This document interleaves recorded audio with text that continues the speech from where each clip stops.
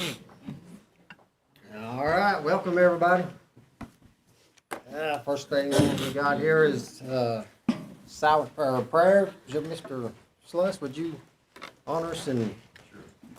Our hearts in prayer. Father God, it is good for us to be here this evening. God, we pray for the meeting at hand, that you will bless in every way.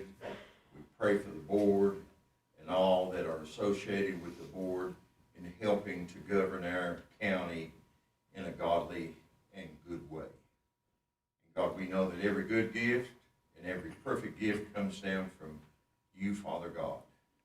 And God, we thank you for the gifts that you have given unto us, especially your Son, Jesus Christ. And God, we know that it is in him we live and move and have our being.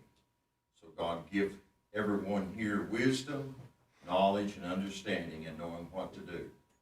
And God, you said in your word in 2 Chronicles 16, verse 9, for the eyes of the Lord run to and fro throughout the whole earth to show yourself strong on behalf of those whose hearts are made perfect in you. So God, you bless this meeting tonight. You bless everyone that is here, and you help us, God, to lead our county in a way that will be pleasing to you and good for all the citizens of Dickinson County. We love this beloved county, and we thank you, God, for Dickinson County. We need you, God. Bless the board and bless this meeting tonight. In the mighty, glorious name of your Son, we pray it and ask it to be so. And together we say amen. Amen. Thank you. And for the pledge, I'd like to ask Dale back here if he wouldn't mind to lead us in pledge. Pledge allegiance to the flag of the United States of America and to the republic for which it stands, one nation, under God, indivisible, with liberty and justice for all. All right, now approval of the agenda. We need a motion to approve the agenda. We do the minutes. Here we have the minutes. Mr. Long. Oh, minute, I got ahead of myself. Approval of the minutes for the transient occupancy tax ordinance and the January 20th regular meeting. Mr. Chairman, if there's no corrections from anybody, I make a motion that we approve both of them at the same time. Thank you. Have a second? I'll second that. Thank you. All in favor, say aye. Aye. Any opposed? Now our approval of the agenda. Mr. Chair, if I might add, we have 3 items to add to the agenda. We did an addendum that's attached to the back. Item 9D, we'd like to add an item 9D under new business, which is going to be DHCD Urgent Needs Generator Installation Project. We have an extension request for that. And then we also have an item 10C under agreements, and it is for a USDA EWPP grant award agreement.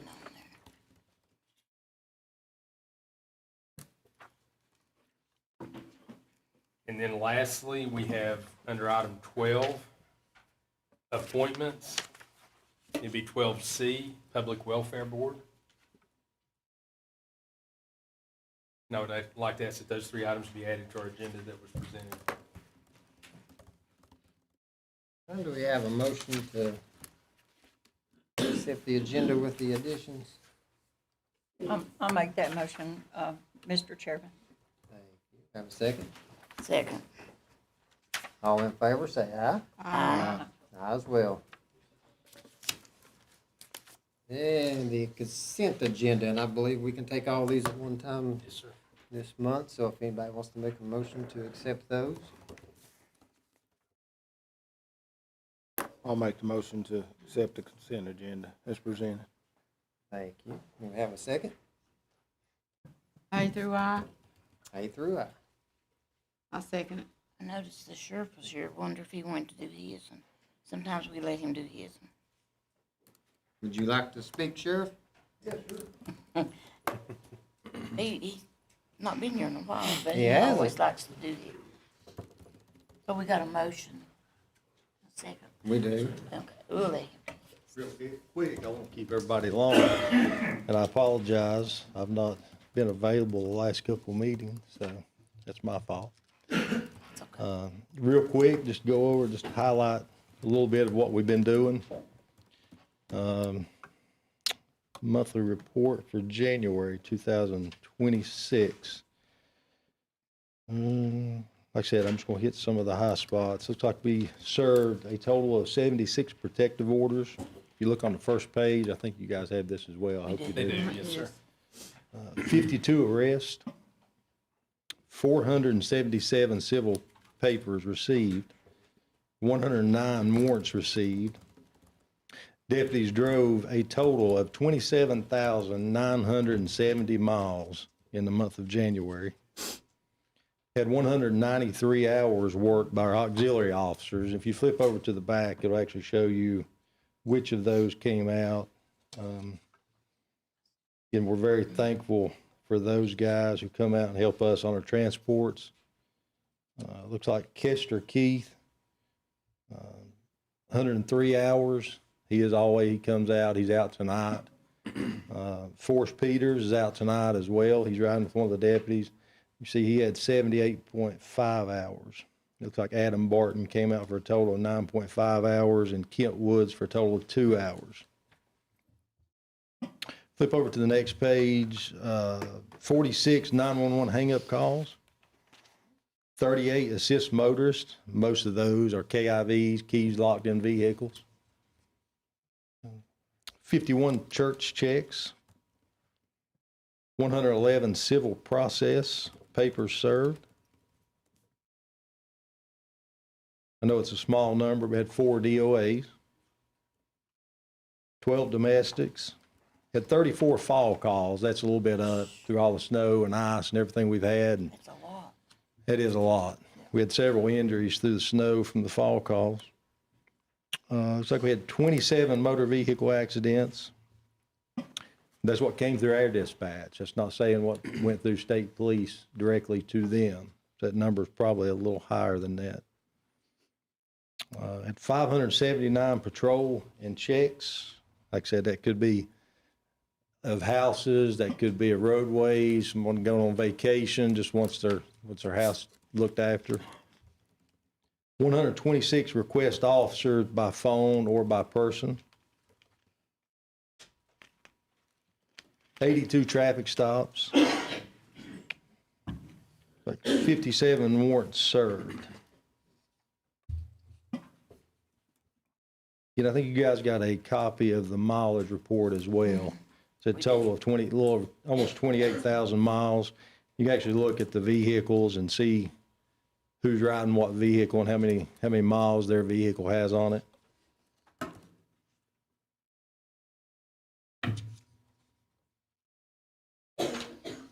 And I think that's all I've got. Thank you. Anybody have any questions? Thank you. Thanks, Sheriff. Thank you. Thank you, Sheriff. Now, we've got a motion and a second to accept it. So all in favor, say aye. Aye. Aye as well. All right, moving on to public comment. If anybody has a public comment, please come up to the podium and state your name and your address, or you can call in at 276-333-0357. That's 276-333-0357. You want me to read the rules? Oh, yes, please. All right. Time limits. There should be a time limit for each individual speaker of 3 minutes. A representative of a group may have up to 5 minutes to make a presentation. The representative shall identify the group at the beginning of his or her presentation. Speakers are not permitted to donate time to other speakers. No speaker's time shall be extended except by unanimous consent or 2/3 vote of the board members present. Prohibited conduct. Persons appearing before the board will not be allowed to campaign for public office, promote private business ventures, use profanity, use language which insults or demeans any person when directed at a public official or employee when not related to his or her official duties. However, citizens have the right to comment on the performance, conduct, and qualifications of public figures, make frivolous statements, interrupt other speakers, engage in behavior that intimidates others, or address the board on issues that do not concern the services, policies, or affairs of the county. Thank you, Mr. Sturgill. Thank you. Now, if anybody would like to come up and make a comment.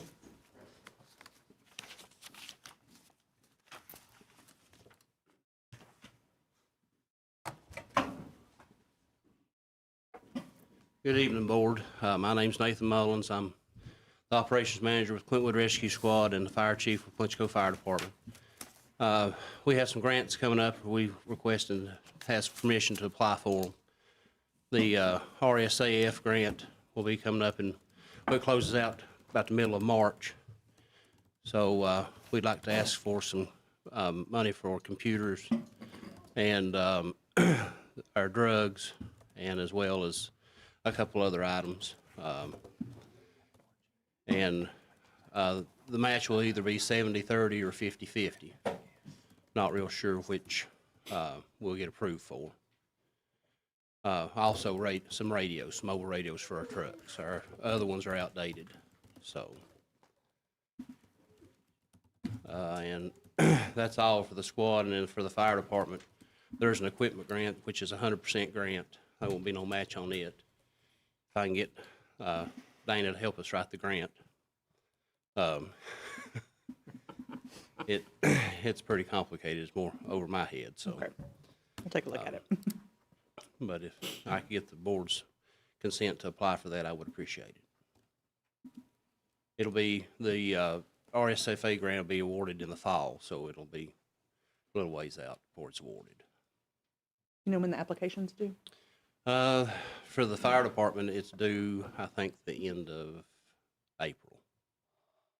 The RSAF grant, about the middle of March. Anybody got any questions for Nathan? May I ask a question? Yeah. The 50-50, how much grant are you applying for? Ron, do you know about the medications? Is it 50-50 grant or 70-30?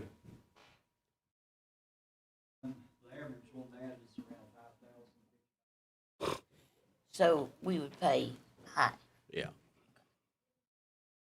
I mean, I didn't want it to be like $50,000 or something like that. Oh. And the ESO grant, which is our reporting system, is about a $3,000 grant. Okay. So you're applying for 2 or 3 grants? Be the medications, the radios, computers. I think that's it. And then the fire, she's gonna help you. Yes. Anybody else? Yeah, I have a question. So how much total money with the matching do we need to, the board would need to appropriate? The radio grant, for it, I think the radios is about $10,000. They have to be P95 compliant. That's what makes them a little bit higher. And the medications, Ron said right around 5,000. The ESO's 3,000.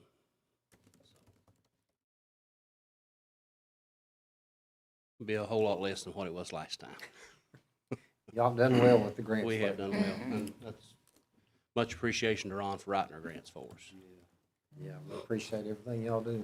Thank you. Anybody else? Thank you, Nathan. All right, thank you all. Thank you, Nate. You, Nathan? Anybody else for public comment?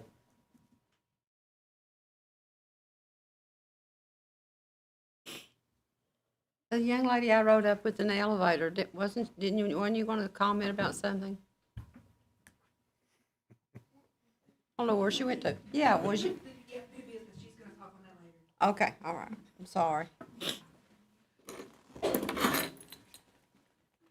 No. Surely all the people here's got something to say.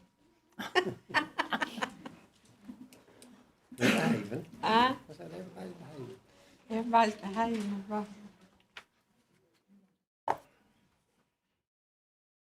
Well, I think we can close up. Any the phone public calls? comment. Somebody wants to. I'll make a motion to close public comment. Thank you. Second. You got a second? All in favor, say aye. Uh, Aye as well. Do we need to vote on approving his grants to let him apply for those grants?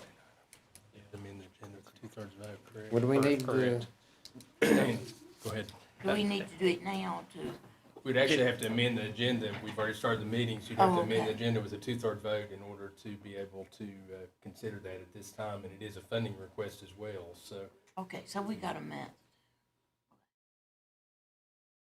That's correct. Right. Yes. Terry Bartley, live 569 Wagon Trail, Captain Hayside Rescue Squad. I just wanted to inform you that we're trying to apply for a grant for a new truck. Don't have a quote on it yet, is the bad part. It's our Rescue Squad Assistance Grant due March the 16th, I believe is the deadline on it. But I've got a company that's supposed to be giving me a grant on the truck. I talked to him about rechasing one of the old boxes. He said it would cost more to do that than it would to just apply for a whole new truck. Because they have to tear everything in the box out and redo it where the box trucks are over 10 years old, 10 and 11 years old. They said it'd be cheaper to just go ahead and apply for a new truck. I just wanted to make you aware that we are trying to apply for one. okay, you said March 16th? Yes, sir. So that would be And again, Mr. before, Ford, this is something, per your prior policy with grants, yeah. you require the board approval before they can apply for them, but we do need to know what our match would be, what the cost of the county would be, and how we would fund it, so. I will notify you as soon as I get a quote on the truck. On that, I'll bring Larry a copy of it and leave it with you. Okay, But I wanted to just make you aware of it. appreciate it. Thank you, Terry. Mr. Chair, Yes. if I might, I just consulted with our attorney, what we might be able to do with both of these requests. If you would choose to amend your agenda tonight, like I said, it would take a 2/3 majority at this time of the meeting to add that to the agenda. Then what we could do, we could recess our meeting and we could reconvene next week before our budget workshop on March the 4th. That would allow both agencies time to get everything, and then you all could consider those before the workshop if you would choose to do that. So, because I know time is of the essence with the March 16th Yeah, that's- deadline, so.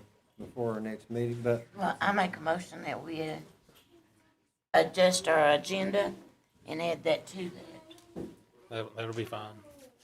I make the motion. have a second? I'll second it. All right, do we need to do a roll call on that, or just all in favor, say aye? Aye. Aye as well. So where we put that? We can add that under new business. We just make that be 9D. I'm sorry, 9E. Or say rescue grant request.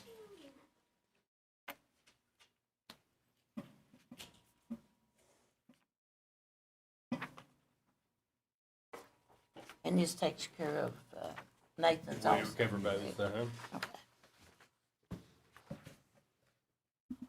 Well, didn't Nathan have one for fire? He did. So it'd be rescue Rescue and fire. fire request. rescue request. Thank you, Peggy. So,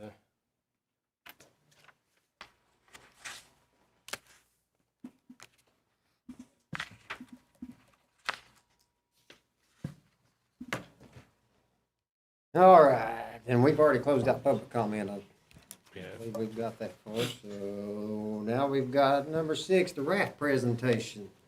First up is Resiliency Committee. Ian's gonna,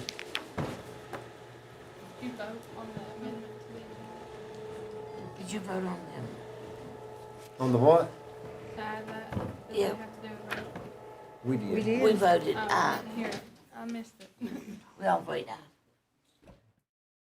All right, welcome. Good evening, Board. Thank you for the opportunity to talk this evening. We have 2 presentations on 2 committee ideas that have come out of the RAF process. So we have the Resilience Committee, and then the next presentation, we'll talk about the Energy Opportunity Committee. I just wanted to provide some brief background on both of these before we get into the details. We've been working on these since our workshop last June with the RAF project team, implementation team.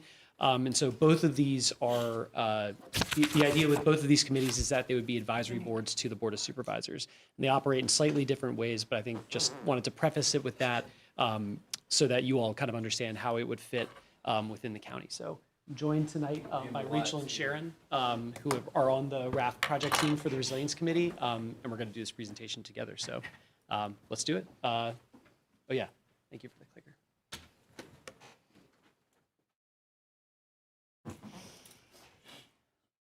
I kind of just talked about this, but yeah, we've been working on this with our project team, the RAFT project team, since July 2025. And so tonight we're going to present a draft framework for what this committee could look like, what it would accomplish, and then ask for questions or comments from you all. Oh. Cool. Good evening. My name is Rachel Taylor. I am a Dickinson County native, and it has been my honor and privilege to actually work with this very gifted, talented, and intelligent group of individuals. They have been able to teach me a lot through the course of this process. So about a year ago, if you had come to me and asked me, would I be standing here? Would I be a part of this? I would have said you were crazy. So, but the thing that changed is because, first, my view of resiliency has been based on probably what a lot of people here in Dickinson County base it on, which is focusing on your friends, your families, your neighbors, your, smaller community areas. But then the flood happened, and I felt compelled to go out and volunteer. And during that process, I began to see that it is a large-scale operation. The intent behind it has the same principles and feelings as what this committee hopes to achieve. So during that time, I did meet with Amanda Hall and became involved in the RAFT. And so what we did, beginning about 7 months ago, we had countless meetings. We discussed everything from the strengths, the weaknesses, current operation plans, things that we felt could be improved or help us become more efficient when things happen. So we reviewed all of this stuff to try to determine the best fit for this type of committee for Dickinson County, because a resilience committee is not a one-size-fits-all. A resilience plan from Kansas cannot just simply be brought here and put into place and it be effective, because we don't face the same challenges. And even further, within Dickinson County, each of the districts don't necessarily follow the same challenges as, say, Willis and Sand Lake. Some of them may have more prone to flooding. Some of them may be more prone to instances of straight line winds and wildfires. So our purpose was to determine what kind of committee and what they needed to focus on. Once we accomplished that, then we needed to look into the type of committee, whether that be like formal or informal, and then how we would want to structure that committee. So what we have up here is just a general overview, and I will go over those slides really quickly, and then I will turn it back over to Ian. So the purpose of this committee: Dickinson County Resilience Committee will serve as a central hub for the community insights and assistance with resilience and recovery planning for Dickinson County. It will consider multi-sector efforts related to emergency preparedness, hazard mitigation, economic and social resilience, and long-term recovery effort after natural hazards. The committee will also focus on disaster management continuum, pre-disaster preparedness, response immediately after a disaster, short-term recovery, and long-term recovery. The role: this board will serve as an advisory committee to the Board of Supervisors and will convene at the board's discretion, whether that be monthly, bi-monthly, quarterly. It will be up to the board to let us know what you think is the best fit. And as far as structure and composition, the committee will be comprised of individuals who will be nominated by each of the supervisors. This will ensure that geographic representation from across Dickinson County so that every district, every community, and every person has a voice that can be listened to and their concerns hopefully addressed. So in simple terms, the committee helps connect people, information, and resources so that our county is better prepared and better able to recover when challenges do arise. So we're on to the key goals. So once established, the committee will work will be guided by these 4 key goals. 1, build and prepare a responsive community.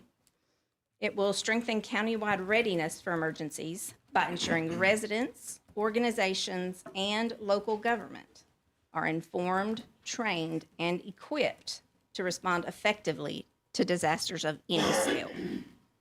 2, reduce risk and strengthen long-term resilience. Identify and address the county's most significant hazards, such as flooding, infrastructure vulnerabilities, and social vulnerability, to create safer communities and minimize long-term impacts. 3, enhance coordination across the agencies and sectors. Build strong partnerships among county departments, nonprofits, health providers, emergency services, and regional organizations to align preparedness, mitigation, and recovery efforts. And 4, protect critical infrastructure and support recovery capacity. This will strengthen the durability of essential systems, roads, utilities, communications, housing, and develop coordinated processes for long-term recovery to help residents rebound quickly after disaster. So together, these goals create safer communities, stronger partnerships, and a faster path to recover when challenges occur. And I will turn it back over to Ian, and they will be able to go into more detail for you on some more aspects. Thanks, Rachel. Good job, Rachel. So like Rachel mentioned, basically we envision, or sort of the idea of this, would that it would be comprised of representatives nominated by each of the Board of Supervisors to reflect not only the geographic, but also sort of subject matter diversity that exists across the county, knowing that there are different priorities in each. And again, I just wanted to stress that all of this is like a framework, a blueprint that we want to hear your feedback on. So these are our ideas, and we've measured them against other resilience committees across the country and across the region. So just where the framework came from, I just wanted to offer that quick note. The chair we've identified as potentially appointed by the Board of Supervisors. And then, each supervisor can nominate up to 3 individuals to serve on this committee. Obviously, we have a lot of folks this evening from emergency management sectors and towns here in the county. Public and behavioral health personnel might also be useful.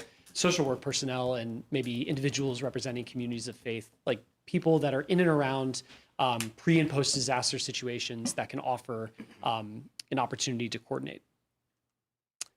We also have some suggestions about potentially having a staff liaison, so maybe someone from Sheriff's Department, someone from Dickinson County Emergency Management to be on the board and maybe an advisory role. And then also thinking about looping in some of the regional and statewide organizations. We have Sharon here from the Red Cross, who will talk to you in a moment, but other organizations and boards in the district, including, but not limited to, obviously, the Health Wagon, the Health District, the PDC, the Appalachian Agency for Senior Citizens, and then the Workforce Development Board. So those are kind of just some ideas to make it a little bit more holistic as far as if there was a situation that involved one of these organizations or individuals' expertise, they could be tapped into the conversation. And I'm going to turn it over to Sharon to talk a little bit about some project ideas about like what this committee could actually accomplish. Hello, I'm Sharon Dixon, so I'm the manager of the Red Cross for the area. And you see me in blue jeans today is because I've been to a house fire already in Smith County. And I've come over to Dickinson County several times. And one of the things that will stick out to me is I responded to a house fire less than a month ago in 20-some degree weather in the morning, met with the family, had to go find someplace to get connectivity so that we could put information in to give them some money. But what sticks out to me is that I saw the dad walking into the bank after I let him know that the money that we was giving him was good to go in no shoes. So if imagine there's a house fire, what type of resiliency does Dickinson County have for members that's had a house fire? I know neighbors and all come together, your faith and people come together and all, but one thing the Resiliency Committee could help do is have that list of resources to provide that when that house fire happens at 5 o'clock in the morning, you have a phone number to call to get something already going together for that family, as to a pair of shoes, some jackets in the cold weather. And I know we all have a list of resources, but we can combine that better together. One thing too that the Red Cross can come and bring forth is that we have long-term recovery groups. In fact, I was on a call less than 2 weeks ago, and it was talking about long-term recovery. We're very fortunate here in Southwest Virginia that we do not get the large disasters that take place in Kentucky, Tennessee, North Carolina, just to name a few. Hurricane Helene was a big one that we all suffered from. And we're just lucky that we didn't have a bigger disaster. So but just thinking about that, this Resiliency Committee can come alongside you in Dickinson County and be able to build on what you have now to make a more cohesive response to your people. Whether it be knowing the people who to call from your faith agencies that can provide shelter, can provide food. What about your mental health? That's a big one we see when we are in shelters. And I've been in the big shelters that's had over 200 people in them. So just knowing the long-term recovery, how that you can make Dickinson County better in order to survive. And we do know that it takes a long time to get FEMA and to get that money flowing. So how can you do that? Also, is for your long-term recovery groups. I serve on the board for one long-term recovery group, and it's a neighboring county, and they really worked through the flooding that they had back in July to make sure that each one of those people that had a need, to make sure that was taken care of. There was something on the side that it was not county affiliated, but it was something that came about, and they've been serving for probably 20 years now. So Dickinson County, that'd be one thing that can be grown upon, that if you do have a disaster, you have that phone call that you can make to that long-term recovery group to get them to go ahead and get started, to be able to also help.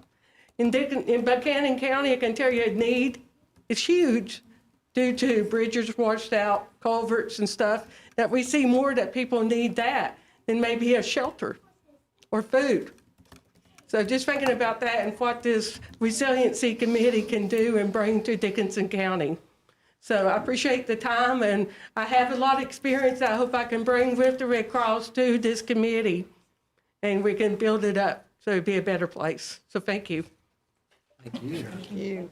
Yeah, thank you, Sharon. Just a few other, a lot of times when you think about some of these plans or assessments that, for example, vulnerability assessment, resilience plan, flood resilience plan, a lot of times there are grant opportunities that support the development of these plans. And one thing that this resilience committee could be is sort of a demonstration to whatever funder that is, whether that's DCR, another state agency, a private organization. That Dickinson County already has sort of this coordinated group of folks that would be able to kind of shepherd and contribute to that plan. So that's just another sort of way in which this could kind of interact with funding opportunities for the county.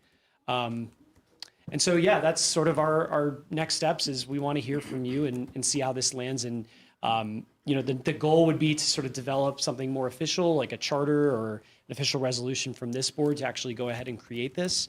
And then work with you all and county staff to identify the representatives, for those appointed roles, and then bring in some of the outside regional and statewide partners. So that is our Resilience Committee presentation. Good job, guys. Anybody got any questions or comments? Mr. Chairman, Yeah. I'm just sitting here thinking about places people need to go to after a flood in order to. I was thinking about Camp Jacob, which has which has been very active in the community since Dennis and Amanda are directors. I saw a presentation on them last night. That is something where we might think about using for people to go to if they don't have a place to go to, which they have cabins in the wintertime that are empty and very, very nice. And at the same time, I was thinking about when I worked with the health department, every time we had a flooding or a disaster, we were out there doing surveys. And that's something that I was looking at, the people that, they have a nurse manager in Dickinson County, I can't remember her name, but should be involved, and also the environmental health manager, which is Brian Stanley and Justin Stanley. But I think Cape Jacob would be of course, it's run through the churches in Dickinson and and Wise County too. But it would be a wonderful place for people if we had a disaster or flooding seems to be an issue where people don't even have any place to go. But Cape Jacob would be a wonderful place for people to go and stay because they have upgraded about 4 or 5 of their cabins over there that are very nice. And they can hold up to, I don't know the capacity of them, but 10 to 12 people, I would think, per cabin maybe. But that's a very good, and then the churches are also very good about helping. And I think about when we had some flooding issues and fire issues in this county, I know Larry Barton went out in himself and helped with the recovery, and a lot of volunteers did also. So I think it is a wonderful thing, and we need to think about places. Not only do we have the school, but I think Cape Jacob would be a very nice place. And I thank all of you for what you're doing. The Red Cross is wonderful. They help people when fires happen, go to their homes and help. And I don't know how much money you give to a family that's been burned, lost their home. So just one thing to let you know, over 80% of the disasters that we do here in Southwest Virginia don't have insurance. Luckily, the fire I went on today did have insurance. But part of what we do too is install smoke alarms, and we talk about getting insurance. And I'll tell one quick story is that we did a fire event, smoke alarm event in Clinchco. We worked with the Kiwanis or the Rotary. I keep forgetting which one it was. But we had the sheriff's department helping us today. Richard helped us and all. But we had a guy that was not at home when we did the smoke alarm event. So he had called into my phone number. I came over on my way to Buchanan County to meet some people from a fire. I installed the smoke alarms in his mobile home, was talking about insurance. He called me on my way to Grundy. He had called and gotten insurance. $10,000 for $10 a month.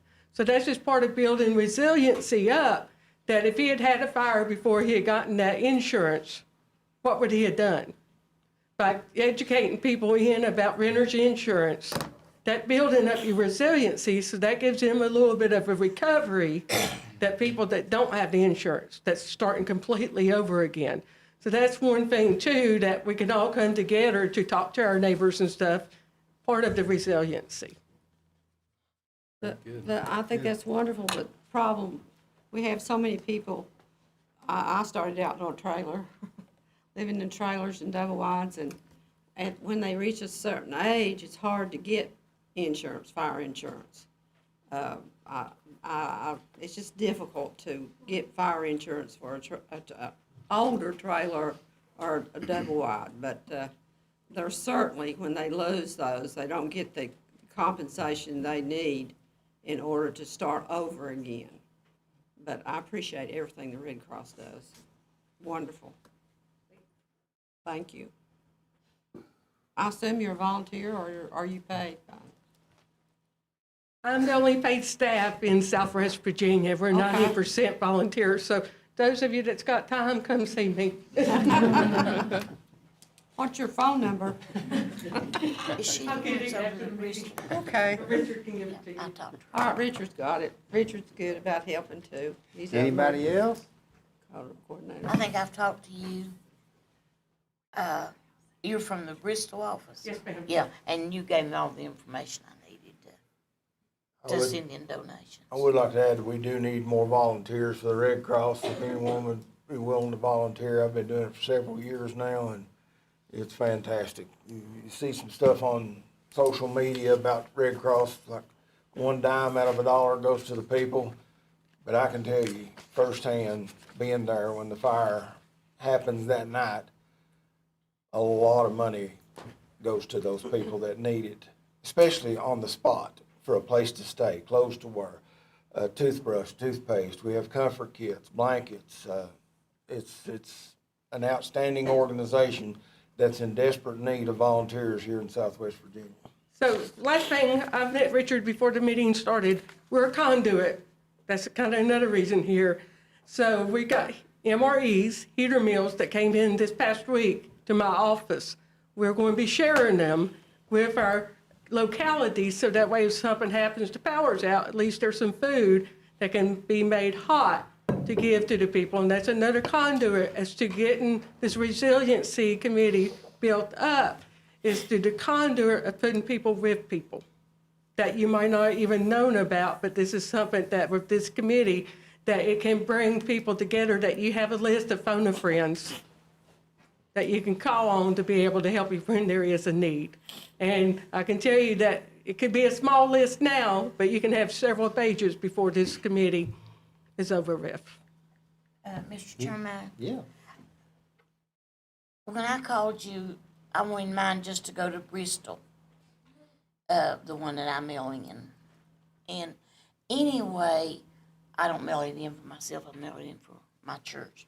But you said if I put for the local Bristol office on it, and people need to know that it stays in our area. If we write that on our memo, that it stays in our area if you want to donate to Red Cross. So just to let you know, whenever we get for a big response, and I've been on big ones, Hurricane Ian, Hurricane Helene, that once the money is that we've given out, the money that we give out, we fed people, we sheltered people, we've given out rake shovels and all. What are we going to do with that money that's left over? So we will hire someone to go in and work with that locality to build up that resiliency. It might be a year, it might be 2 years, but that money has to stay in that locality. So instead of sitting in a bank account, that money is put to good use by figuring out how can we better the community, and it's working with partners. It's not just the Red Cross, but it's how we can put partners working with partners and building up, whether it's a food bank, getting a bigger truck, or whatever. So that just tells you a little bit about more that we do. Thank you, Sharon. Anybody else? I've got one question. You mentioned another county earlier. Is there any other counties that have a committee like this in place that you all are aware of? So I'll speak to that. So there is some localities that have the long-term recovery. Okay, Smith County has a robust one. Also, Russell County's got a disaster task force. And so the money that comes in, for example, for Russell County, they had flood back in July, the end of July. It also affected Dickinson County, 1 or 2 roads or whatever. The money that came in, it was given out fast to the people that needed it, and they met to discuss what else was needed with those people. So there is other localities within my area that do have some type of groups that is working for the communities, and they will pop up if there's a need to come. Thank you. I think that's it. I appreciate you all. Very nice. Thank you all. Very good presentation. Very good. I'll talk to the board and we'll follow back up on this and see what we can do. So, One more. Now we got the Energy Committee. I actually serve on this one, or help serve on this one. Yeah, and so this is our, I know we touched on this a little bit last time, but yeah, so Chris is one of our great project team members. And so again, this is another committee framework that, we're putting before you all for your feedback. And I think it also kind of follows up. I know that in December, y'all passed the solar ordinance, the revenue sharing ordinance. So it kind of, follows up a little bit on some of the policy work that the county's already done. And it's kind of, the goal of it is to further that work. And so again, energy opportunity and energy resilience was one of the focus areas of the work. It was some of the questions that we were asking and learning about here in Dickinson. Just like the Resilience Committee, it was identified at that that meeting in June. And then the implementation team has been working on developing this framework since about the same time. And really the goal is, again, it's another advisory body focusing on evaluating and advancing local energy opportunities. And again, operating under the board's appointment and oversight, really thinking about, basically the financial implications associated with different types of energy in the county, whether that's solar, wind, et cetera. Thinking about energy efficiency, backup power, and resilience planning. Can there be batteries or solar panels on public buildings to keep them going? And then thinking really about local economic growth as a component of this. And so this is sort of an overview of some of the key goals and really thinking about supporting what the board wants to know. And that's really the goal of this committee, is that it works, at the behest of the board. So the board is curious about learning about a specific energy policy, thinking about maybe going to Oregon and learning more as a part of a cohort, thinking basically about information sharing and the opportunity to learn more. So that could be different types of ordinances, development standards, et cetera.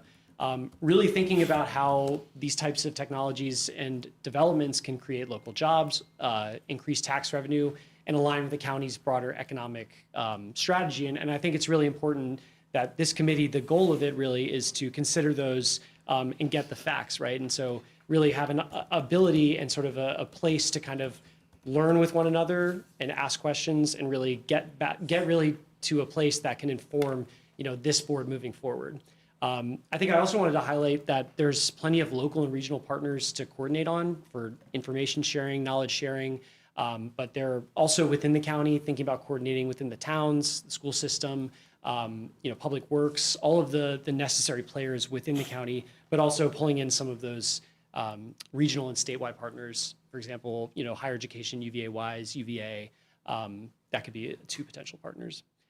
It's very hard to read this slide, and I apologize, but and I'd be happy to kind of read this out, but really the framework that the project team developed is really thinking about, okay, who in the county, should be a part of this kind of deliberative body, right, or advisory body. And so thinking about a chair that would be appointed by the Board of Supervisors, someone from the Board of Supervisors, the building official, EDA, emergency management, public works, public schools, right, all of the different facets of county government that might have an opportunity to kind of learn more about how this would serve them or really not serve them. I think that's an important component of who would be from the county. Thinking about having representatives from all the incorporated towns of Clintwood, Clinchco, and Haysai. And then an opportunity for 3 citizen representatives to kind of contribute potentially as sort of, maybe they represent sort of someone with business or civic experience, someone from a very rural area, thinking about tapping into kind of some of the knowledge that exists within the county already.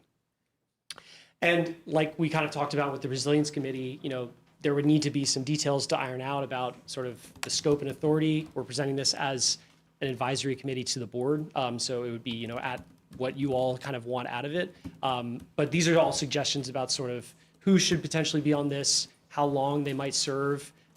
Again, meeting frequency, reporting expectations to the board. All of that would sort of need to be nailed down moving forward. And then, maybe once this is set up, there are a variety of different organizations that would probably be worth inviting to meetings or learning from more. Utility providers, planning organizations like PDCs, regional economic development organizations, higher education like UVA-wise, UVA, Virginia Tech, et cetera, workforce development organizations, and then other energy development experts already in the region and in the county in some cases. And so then the next steps really are very similar to the Resilience Committee, thinking about seeking formal approval from this board to create this advisory committee. In the meantime, the RAFT project team could develop a draft charter to kind of lay out some of the details that were presented tonight. And then again, work with county and county staff and Board of Supervisors members to identify these representatives, potentially recruit citizen representatives, and connect with regional and statewide partners. That is our framework. I don't know, Chris. If you Good job. Good job. And I did participate in this, and to me, energy is something that's not going anywhere. It's ever changing between the solar and the wind and the nuclear and the hydro. Virginia's importing more energy than it's using, so they're searching for places to put energy. So this is something that's going to be a hot topic, a hot issue for a pretty good while. And I know there's a lot of funding available for some of these things and some revenue streams that the county could benefit from. And one of the most important things to me, though, is maybe an extra arm of this body to do some research, community outreach, community education, both these committees, you know, to correspond with the community and have meetings and inform the community about what's going on, what the options are. So I'm on board with both of them myself, so. Yeah, and just one quick thing about this, you know, kind of some of the discussions that really brought this up as an option is like almost like a know your rights type thing where there's solicitations from different types of energy developers are going to come inevitably to the county. And so learning about sort of like what the county can ask for example, a siting agreement is, right? You know, what a revenue sharing ordinance that you all considered and passed in December is, right? So learning more about some of the policy options that exist for localities in the state, and then thinking also about, well, what are other localities around you doing, right? Is there anything to be learned? Is there any opportunity to collaborate with some of your neighbors, with the PDC? So that's kind of the idea, is that allowing you all and arming you guys with more knowledge and more information to make better decisions. It's part of this. Yeah, that's a good point. You could turn this into a regional thing with your neighboring counties, you know, at some point probably. The legislation changes on energy quite often, so. Anybody got any questions for Ian about the energy? Looks like you got off pretty easy. Well, thank you all. It's a pleasure to present, and I appreciate your time. Thank you. Thank you. Great job. Thanks. All right. Moving on to number 7, the Lunchbox 276. Welcome. Good evening, Chairman and members of the board. Thank you for the opportunity to speak with you all tonight. My name is Diana James, and I'm the program coordinator for Lunchbox 276, a nonprofit organization working to ensure that no child goes hungry when school is not in session. And with me today is Mary Beth Masters, and she's our director. Lunchbox 276 provides weekend food bags to students from pre-K through high school. Each bag contains nutritious, easy-to-prepare food and is distributed discreetly by school staff on Fridays and before extended breaks. This ensures students return to school nourished, focused, and ready to learn. What started with 400 students each week in Wise County has grown into a regional program, now averaging 1,200 weekend food bags distributed weekly. That growth allowed us to expand into Dickinson County and the city of Norton, bringing consistent weekend food support to children here in your community. We know that many families in Dickinson County are working hard but still struggling with rising food costs and limited access to resources. Childhood hunger impacts more than physical health. It affects classroom performance, attendance, and long-term opportunity. Addressing food insecurity is an investment in both educational outcomes and the future workforce of this county. Our expansion has been supported through strong community partnerships and grant funding, including support from the Virginia Department of Housing and Community Development. But it is important to clarify that the DHCD funding covers administrative and operational costs only and cannot be used to purchase food. Food purchases are funded entirely through donations and local partnerships, ensuring that contributions go directly toward feeding children. Lunchbox 276 operates through grants, private donations, and volunteer support from churches, businesses, community organizations, UVA-wise student groups, and students within the school systems that we serve. We are proud to now serve Dickinson County, but the need continues to grow. As food prices rise, sustaining and expanding services requires strong local partnerships and leaderships. We appreciate the board's commitment to strengthening Dickinson County and supporting its families. We look forward to continuing to work alongside you to ensure that every child in this county has the nourishment they need to succeed in school and beyond. Thank you. Questions? I have a question, Mr. Chair. Yes, ma'am. You said churches. I know, is it Valley View that helped you to pack some bags? They That's did. correct. They did. I And think then they have the our, highest, the record. Yes, actually, they hold our record right now. Sometimes we make it a competition. There's a couple of weeks out of the month where we're packing 1,221 bags. And so those are the times that we typically put people in a competition and see how quick they can get it done. And Valley View has finished with a time of 41 minutes. Oh, really? Oh, my And it goodness. stood. Congratulations. It has. Well, It has. I would like, I know our congregation would like to be involved, I think. Yeah. But I need to know, we need to know what kind of foods you want. Okay. Could you give us a list of We the- can. We can send that over to you guys. But we also do, I can tell you a list like chicken noodle soup or ravioli. Those are some of our staples, ramen noodles, and variety of chips. We do a lot of chips, popcorn, and then granola bars are typically some of our staples that we put in our bags. Well, I want to congratulate Valley View. We also, Puther Chapel does feed on Wednesday nights. Children are welcome, children and older are welcome to come and eat with us, and we have been having quite a bit of success with that. We have a pretty large group of young children that are coming, and we provide them with a meal, which is a very good meal. But I would like that list. So if you can take it to the church and show it what the church needs, they'll bring it in. Yeah, and I mean, we're open to coming and speaking at churches as well. Well, I We're happy appreciate to you. I we're think- happy to do that and bring any literature with us that's needed to pass out to the congregation. Okay, what we do, ask you to come or something? Yes, and my contact information should be in that little bag that is Here? yes. I think it's on the little black one pager that is in your bag. Yes. Yes, yes. Okay.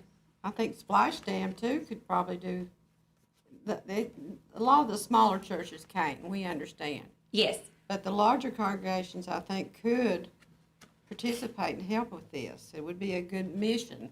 Yes, and we are always open to having volunteers in on Tuesdays to help unbox food, stock the shelves, and then prep our table. As of right now, we're full for the remainder of the school year for packing bags. So we're very lucky that we've had such community support that we've had thus far. I think I signed up to pack bags. Is it Where do you March? pack them We're at? going, we're going. We have a Valley. building that's Yeah, I'm located gonna- on the Wise County School Board campus. Yeah, we're So we gonna have make our own Valley facility at the moment. Well, there's not a phone number on here to you, There, okay, I'll be more than happy to give you my phone number. so I want you to either fax or mail us a list. Yes, of the food. absolutely. I can I'll get con- that I'll to, contact you. I can get that to Larry. I'll put you two in contact. Yeah, So- absolutely. Thank you very much. Y'all do a wonderful program in our Wonderful schools. I know program. you're in Ridgeview High School, Ridgeview Middle School, and the elementary school. You're providing to all three schools. Yes. We have a great need, and I understand we've got a little more need that y'all are trying to fulfill right now. We And you're currently looking. pack and deliver 250 bags to Ridgeview. Every Huge. week, every week. Every right? week. And what is the current need though? So we would like to increase that by 100, mainly because we've had the middle school and the high school reach out for more of a daily need. Like you were saying, there's people that you've had great success with youth coming and getting fed on Wednesdays. They're seeing a huge daily need in those two specific schools.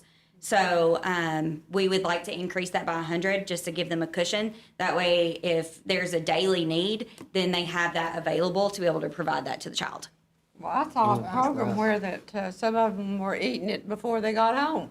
That is That's very true. I mean, Very true. they were so hungry they didn't have anything for the weekend because they ate it before they got home. That's very true. So sad. That does happen. That's sad when you think of that. That's one of our goals also, is that we want to fortify our bags with more nutritional food, more protein, and to be able to provide fruit and vegetables as well. So that's one of our long-term goals. Yes.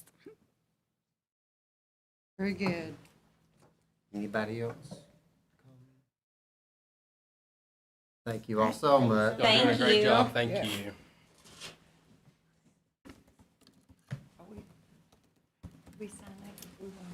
All right, that brings us down to number 8, ProMed Ambulance Service. March 31st.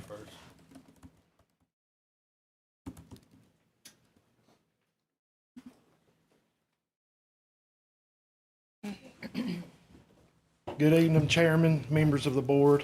My name is Giles Sarton. I stand before you today representing ProMed Ambulance. I appreciate the opportunity to speak with you regarding a request for approval to operate within the county. First and foremost, I want to be very clear about our intentions.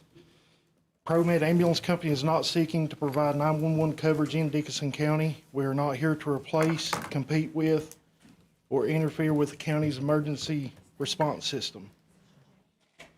We respect the structure that is already in place and the dedication of the individuals who serve this community through 911 services. Our purpose is focused and specific to provide ambulance coverage for Dickinson Community Hospital. Healthcare facilities rely on timely and dependable medical transportation, whether it involves interfacility transfers, higher level of care transports, or patient movements that ensure hospital capacity remains available. Reliable ambulance coverage plays a critical role in keeping a hospital functioning efficiently. We aim to improve transport reliability for the hospital, reduce delays in patient transfers or discharges, help maintain hospital throughout and bed availability, and support the overall healthcare infrastructure of the county. I would like to also note that according to the Virginia Office of EMS Emergency Medical Services Regulations and state EMS law, ambulance companies must receive local operational approval before opening an office or staging an ambulance within the county. We are here tonight because we respect that process. We believe in following the law, working collaboratively with the local government, and ensuring that our presence in Dickinson County is both lawful and welcomed. Our presence would be supplemental, not disruptive. We are here to strengthen the system, not strain it. By concentrating on hospital-based transports, we allow existing 911 resources to remain fully dedicated to emergency calls within the community. We understand that any new operation within the county must be evaluated carefully. Public safety, coordination, and accountability matters. ProMed Ambulance Company is prepared to operate transparently, professionally, and in full cooperation with county leadership and existing emergency services. Our goal is simple. We're here to serve where there is a need, to support Dickinson Community Hospital, and to ensure patients in this county receive efficient, timely medical transportation when they need it. We respectfully ask for your approval to operate within Dickinson County under these clearly defined intentions. We are committed to being a partner to this county to strengthen healthcare delivery for the citizens you represent. I'd like to thank you for your time, your service, and your consideration. I am happy to answer any questions that you may have. Thank you. Anybody have any questions? Yeah, I have some. I have some. It is my understanding, and correct me if I'm wrong, but at the Dickinson Community Hospital, when they need to transport a patient, the first group they call is DSAC, is that right? The first group they call is DCAS, yes. Then you call the Clintwood Rescue Squad Then second, I mean, the nurses. Second is the Clintwood Rescue Squad? Mm-hmm. What? I thought Clintwood was first. No, I think the first is DCAS. DCAS. Yeah, Dickinson County DCAS. Ambulance Service is first, Clintwood Rescue is second, and ProMed is third. Well, is it up to the nurses to call which, I mean, is that their protocol to call Yes, first they do DCAS? have a policy in place to go by which service they call first, which would be Dickinson County Ambulance Service. If that agency does not have the availability, then they go number 2. If that agency doesn't have the availability, then they go to number 3. Well, what I understood, I read your, what you're asking, but it's a little bit confusing for me that, how many calls, let's just say for the month of January, how many calls did you take, how many people did you take out of this county? It's just a hit From and the miss. Dickinson Community Hospital? Probably roughly, I'll say, Nathan, how many? by the month of January. Probably about 30, 35. Well, that's quite a few. So the Dickinson County Ambulance Service was not able to answer those calls? I'm not able to answer that. Well, That would be, who's They're on? here, Rhonda.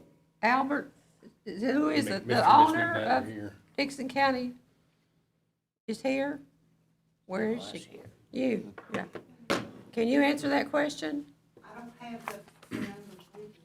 Well, is it, I'm not connecting for numbers, but were you called first? I'm not sure if we were always called first. Why would that not be? We've had ALS crews on standby at the office, and still ProMed comes in and takes that patient.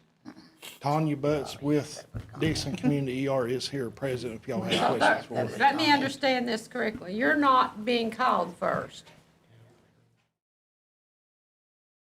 Nurse calls ProMed. Calls ProMed. Who? She's over. You're over ProMed. No, I'm over the nurses at the ED. Well, you answer that question then. I will answer this question. So we have a process, we have a form that the nurses fill out, who they call first. Now if it's a patient request, that's a different story. We always go with whoever the patient's request that want to transport them, if they tell us. But DCAS is first, we call them. If they don't have, if it's an ALS, patient that needs to go out, if they don't have a crew available, then we call Clintwood to see if they have a crew available. If they don't have a crew available, then we go to ProMed. Well, how often, does that happen pretty often? Pretty often. We just had an incident over the weekend, I think it was, they had tried to call DCAS, and they had two patients. They had one that needed to go back to the nursing home. The second one needed to go to Creekside. The second one, when they called, DCAS had said that they would take the patient back to the nursing home, but they couldn't take the patient to Creekside. Where? And this was at 9 o'clock. Where's Creekside? I don't. It's in Kingsport. It's a behavioral health. Okay, all right. So they said they could not answer either call. Well, so they accepted the transfer or the discharge to Heritage Hall, and they said that they couldn't take the patient to Creekside, and this was at 9 o'clock. I think it was Friday night, because they had a dialysis patient the next morning, and so the crew refused to take the second patient to Creekside. Well, it's my belief that, that when you're sick, if you're sick or you got somebody in your family sick, you want the fastest place to get to a facility where, especially if they're on advanced life support. Yeah, and we would love for DCAS or Clintwood to have, the crews available, but if they don't have them, then we have to resource outside of the county. I mean, it just makes more sense to call people in the county first. Yeah, 'cause we they can want get there to. quicker to get them out. She's paying taxes in this county, they're paying taxes and property taxes and taxes in this county, so. Yeah. But at the same time, when you're in a position, I know my mother was transported, you want the quickest way you can to get there. And you, as a patient or somebody that you're with, you don't care who, just so they're able to do it. Yeah. Especially with the advanced life support and so forth. Of course, as I understand it, advanced life support could be somebody that just had an IV, right? Like If they have- dehydrated or something. They could go, it depends on if they have to have cardiac monitoring. Okay, all right. Then, they would have to have. And your answer to this is what? She just DCAP? represents the hospital. I know, I'm talking about her. We have, we've lost a lot of employees to ProMed. Okay. We've been blessed to slowly get employees back.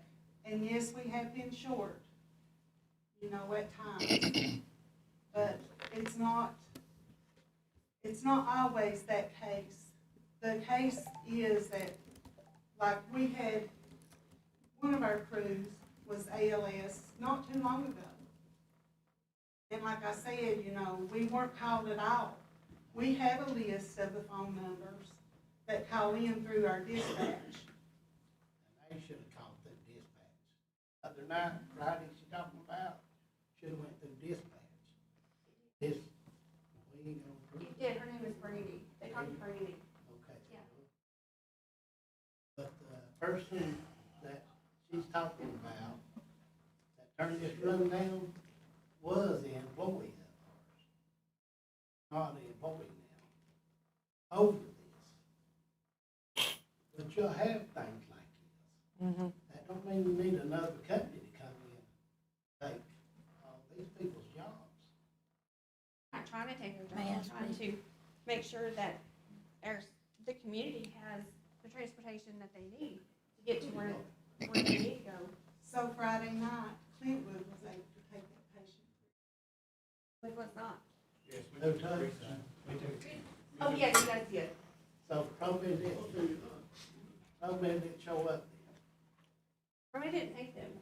It was, somebody, one of them took, I got the email. What say thee, Nathan? What say thee? About the answering of the calls and so forth. We took the one to Creekside Friday night. But you don't always have somebody available that can do ALS transfer. We try to staff 2 days 1 week, 3 days the next. And they usually call the ER in the morning and say, hey, we have BLS available today, or we have ALS available today. So, Seems to be some kind of disagreement going on here. What do you May think? I What say thee, Yes, go ahead, Shelby? Miss. I'd like to say that on November the 25th, my husband was in emergency room from 7 o'clock till 3:30 in the morning. There was no ambulance in Dickinson County available to take my husband to Norton. They got him stabilized at the hospital. Thank you for taking him. He said that you treated him, the driver and the person in the back. He said he got excellent care from you. So I will be the one that makes a motion tonight that you can come to Dickinson County. And if he has to go again, I will call you. I surely appreciate that. Because we had to wait till 3:30. You got there within 30 minutes after the doctor finally said, we found somebody in Coburn that'll come and get you. And that's all we're asking. We're just asking to give us operation approval so we can be closer if nobody else is available. They called every one of the ones in Dickinson County. Nobody could transport him that night, just to Norton. and imagine if that patient, if he wasn't stable, you know. And He had AFib, he wasn't stable. Yeah. He We spent do 18 staff. days in the hospital. We do staff at least 4 to 5 ALS trucks a shift. Yeah. Well, he said that y'all gave him excellent care. And it's not gonna change our algorithm, like, we're still gonna call DCAS first, we're still gonna call Clintwood. Remington will still be third, so. Now, I'm not sure if you stated your name for the record. You Oh, said I'm you'd so come sorry, up. I'm Tanya Betts, I'm the Just, ER just so the director. clerk can get your I'm name. Tanya who? Tanya Betts. Betts, BUTTS. You're the nurse director? I'm the Director of Emergency Services for Lee Wise and Dickinson County. I have all 4 of Ballard's EDs in this area. I've got Norton, Dickinson, Lonesome, Pine and Lee County. Sort of confusing to me. I understand, Shelby, I understand what you're saying. You want the quickest way to get there, but at the same time. It took him forever to get him stabilized, and then there wasn't anybody that could transport him. And finally, Dr. Abraham said, we found somebody in Coburn that'll come pick him. And I knew it would be, you know, from Coburn. That's typical, especially on Sunday nights, Tuesday nights. Usually dialysis is on Monday, Wednesday, and Fridays. So we do run into, granted, there are some on Tuesdays and Thursdays and Saturdays, but Monday, Wednesday, Friday seems to be the busiest. for, Anybody else have any questions, comments?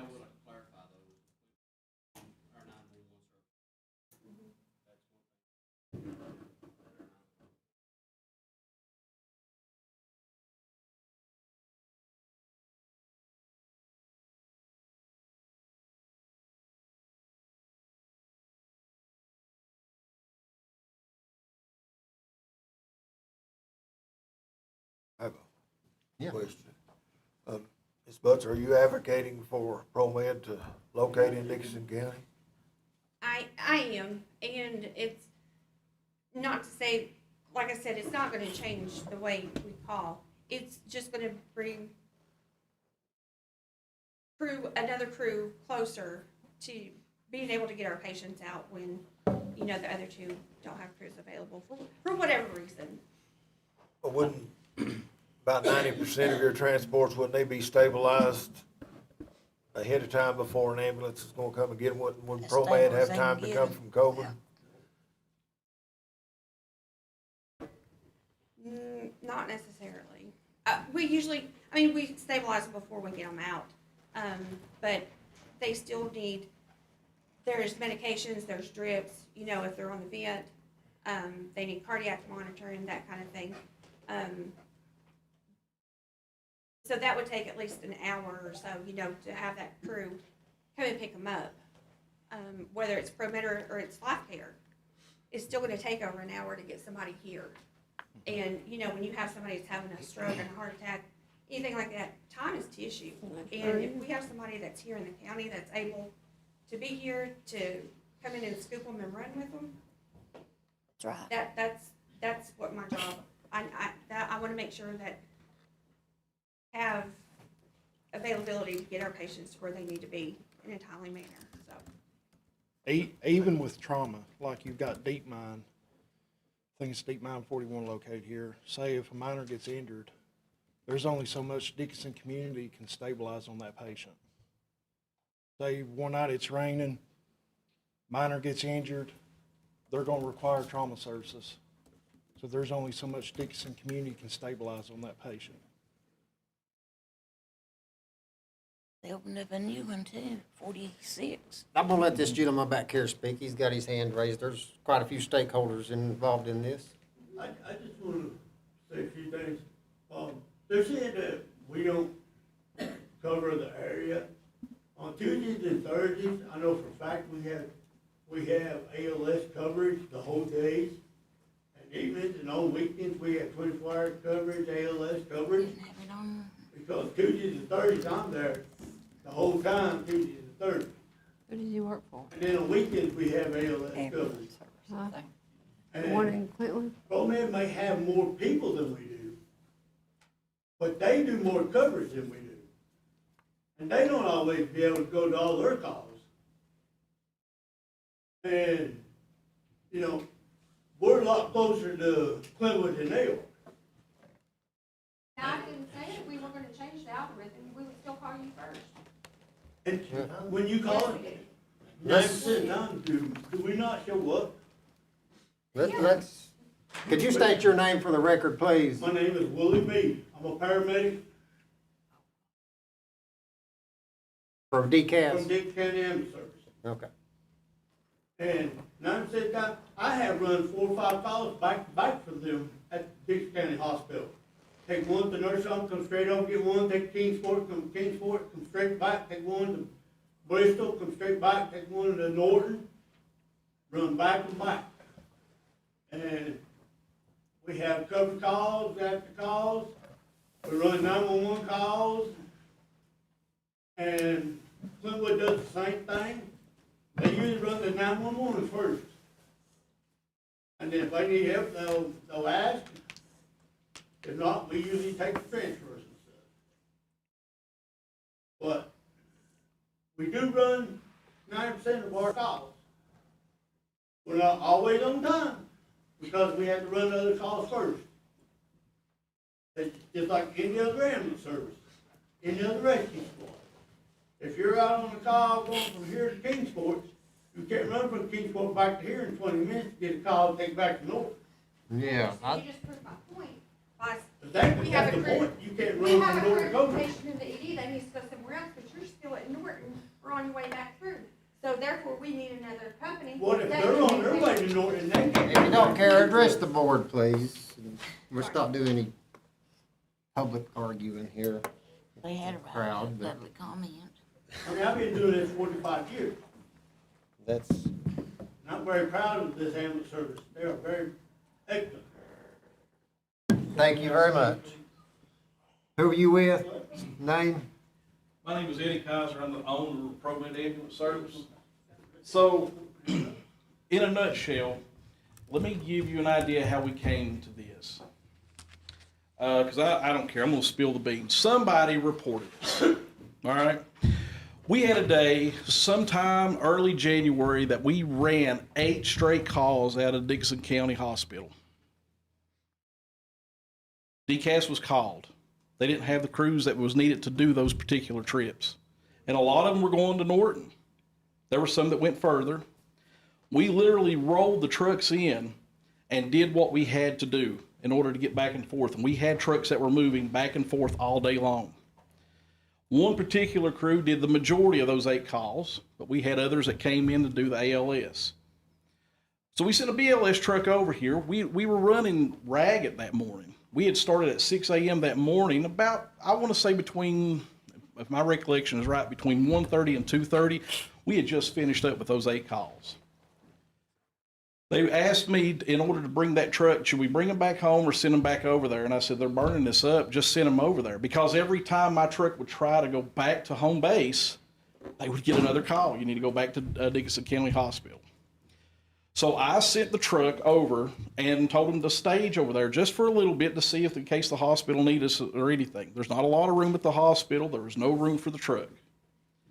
So they staged at Food City just for a little bit. They went in, got something to eat. Somebody, not pointing fingers, don't know who, reports us and sends a complaint to Ron Kendrick.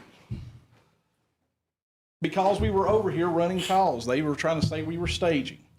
Ron informed us that if we had a truck that was over here, that we would have to come in front of the board and say, we need to have authorization to come over here and basically do business and run the calls. That's why we're here. We got our finger mashed. We technically did something wrong. We were not trying to hurt anybody or do anything. The service was being asked of us.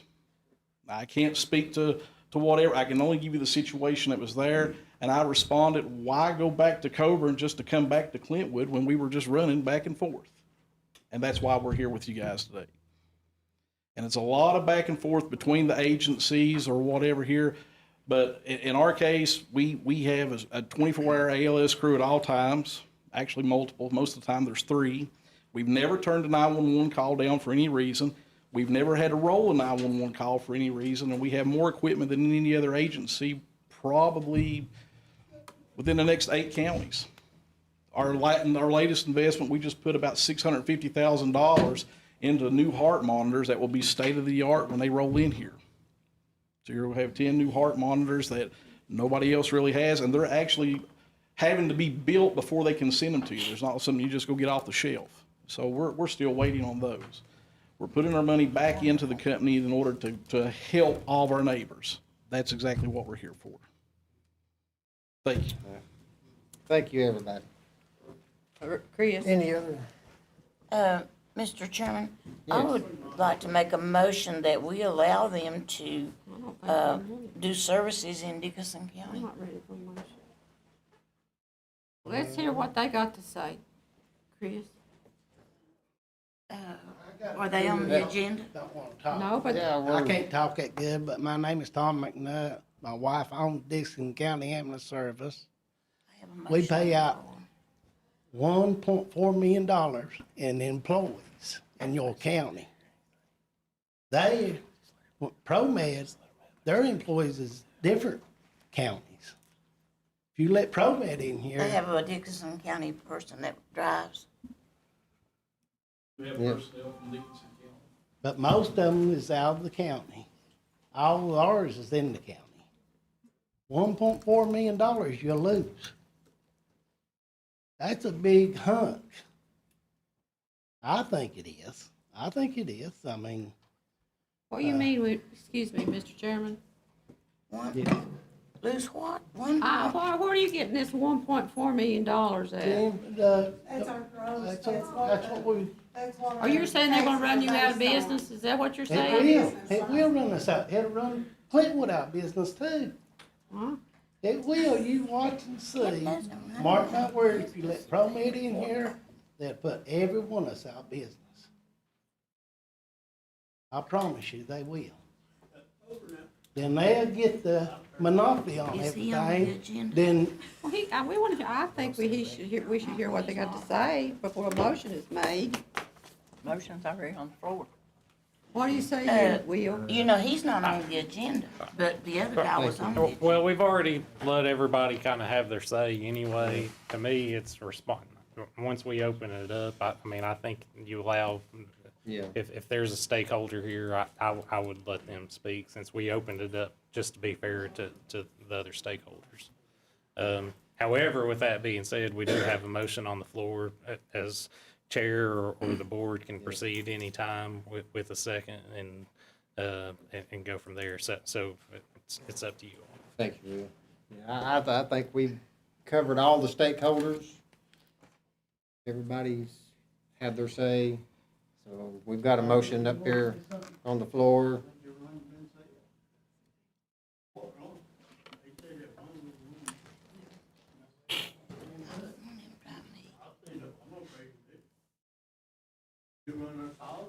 All right, we got a motion. We need a second. Anybody want to second this motion? Y'all not want another ambulance here ready? I mean, they wouldn't take over their business unless they were out on another call. And I hate that you all are not seconding my motion because we do need as much care and as much coverage as we can get. Well, I'm not seconding your motion because I'm not sure that what's the right thing to do. This company is located in Dickinson County, and we certainly don't want to be accused of running a company in Dickinson County out of business. Well, you're not. They got the first call. Well, I understand that, but I don't know, Miss Tanya, where'd you go to? There seems to be some kind of discrepancy about who you're all calling. My motion,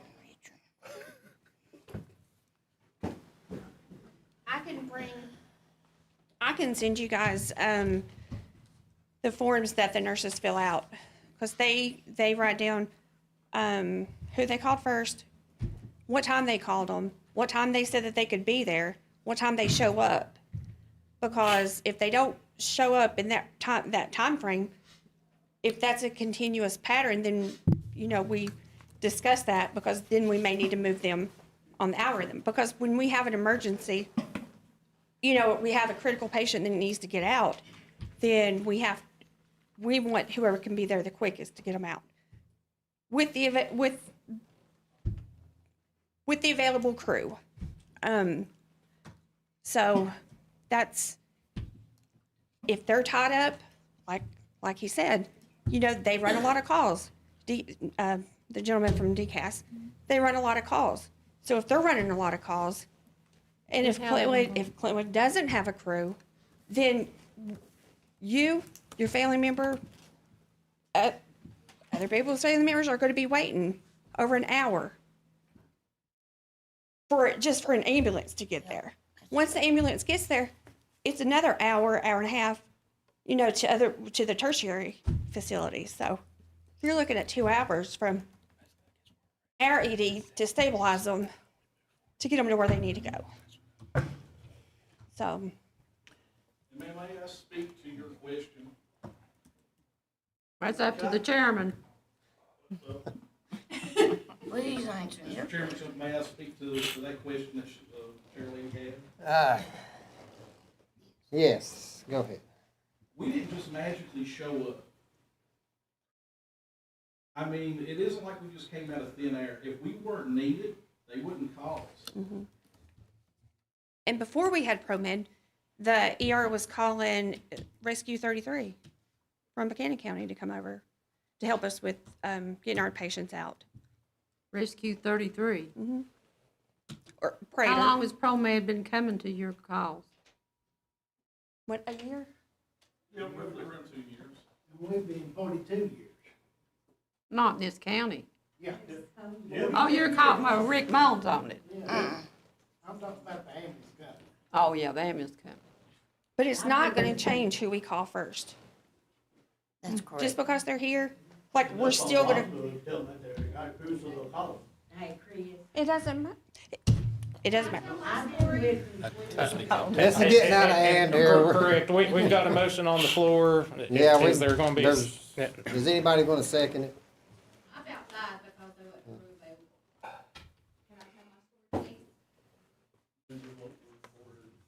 available.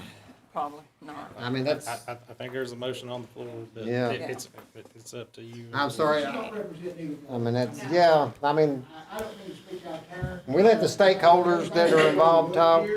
I think who needs to be focused on and the board members need to be focused on is the patient, True. not the ambulance company. Amen. That's why we're here. Do we have a second? I'll second it. We got a second. All in favor, say aye. Aye. We'll do a roll call, Mr. You can do a roll call? Okay. Richard, or Mr. Thacker? Miss Willis? Aye. Miss Sluss? I don't know. I don't think I have enough information to say yes or no. I'm certainly for the welfare of the patient. And it's up to you as a business to run your business profitable. Well, I think him getting the heart monitors means a lot to me. Well, it sure does. So And you have a lot of heart attacks in Dickinson County. Yeah, you do. And if he gets the heart monitors, that's a great asset there. Is that something you don't have, DK? We have water monitors and everything. We have all the drugs and everything. Vents and everything. Miss Sluss? I don't know, do I have to vote? And we're not asking to agree. Yay, nay, or abstain. Yay or nay or abstain? I don't think I have enough information to make my vote yes or no. We need help to call you. Well, I know they transported my husband, I think it was 911, and it was, they were very, what? Yes. Well, I'm Yay, gonna nay. abstain because I don't think I have enough information to make my Can't abstain? decision. I'm gonna abstain. There's no, I'm looking here. If she says she doesn't have enough He's information. checking, we'll come back to her, maybe go to Peggy. Miss Kaiser? Well, if they are records that she can produce on that these calls are being made like they're being made, you know, I mean, it's just falling in line. I don't know how one can be blamed for not answering the phone or not taking a call if they don't have the staff. But yet you got a patient sitting down there wanting to go out. And it's not that I want to hurt anything in the county, but to look at the patient. And I wouldn't even care if we readdress this in a month, to keep stats on how this is going and why calls aren't being taken or whatever. But I guess I will vote yea on that. Miss Sluss? And I have been very blessed. Yes, you have. I have been had to very use- blessed. Me, my family, nobody in my family has had a rescue squad call through Wow. 911 or anything. Back in 80, I guess 89, my mother was taken to Kingsport with an ambulance from the hospital, but Lord knows who done that in 89, I don't know. Knock on wood if you. But haven't used one. we have been blessed that we have not had to have an ambulance service of no kind for no reason. And Well, I am very thankful for that. And so I don't know, I personally haven't been in those shoes to know, you know, how people is sitting over there waiting to get out and stuff, so, but anyway. Well, I have Miss been, Sluss? I have used it, I've had to with my husband and my mother, and it's a very scary And situation. she can abstain based on lack of information, but at the same time, I think there's Three. There's three. There's three, but I would like to see, like Peggy made a good point, I would like to table it to wait till we can assess it for myself, I would. Well, she's already voted, though. She's Okay, already all right, voted. she voted, all right. Well, I mean, we could still see the stats and readdress, to look at the stats in a month, you know, or something like that, whatever. I mean, may not can, but. Back to you, Miss Luss. I'm gonna abstain because I don't think I have enough information. I'd like to table it. We've already got three yes votes. So we're good? Yeah. I'm gonna be a yes too. We got 4 yes votes.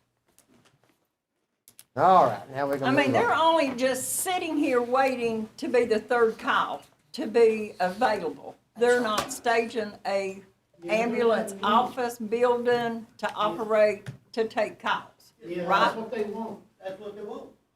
No, that's, don't let these people speak for what my wants. This issue has already been taken care of, everybody. We're moving on to new business. Yeah. We want just to be able to put a truck over here to have authority. That doesn't mean that we want to open an office. I can't literally park in the. Okay, let, Yeah. If I just. Yeah, we need to. yeah, I just move on. I think we've debated this, heard from Yeah, everybody, and this has been good enough. All right, new business, Appalachian Cup Board of Kindness. Which we need plenty of.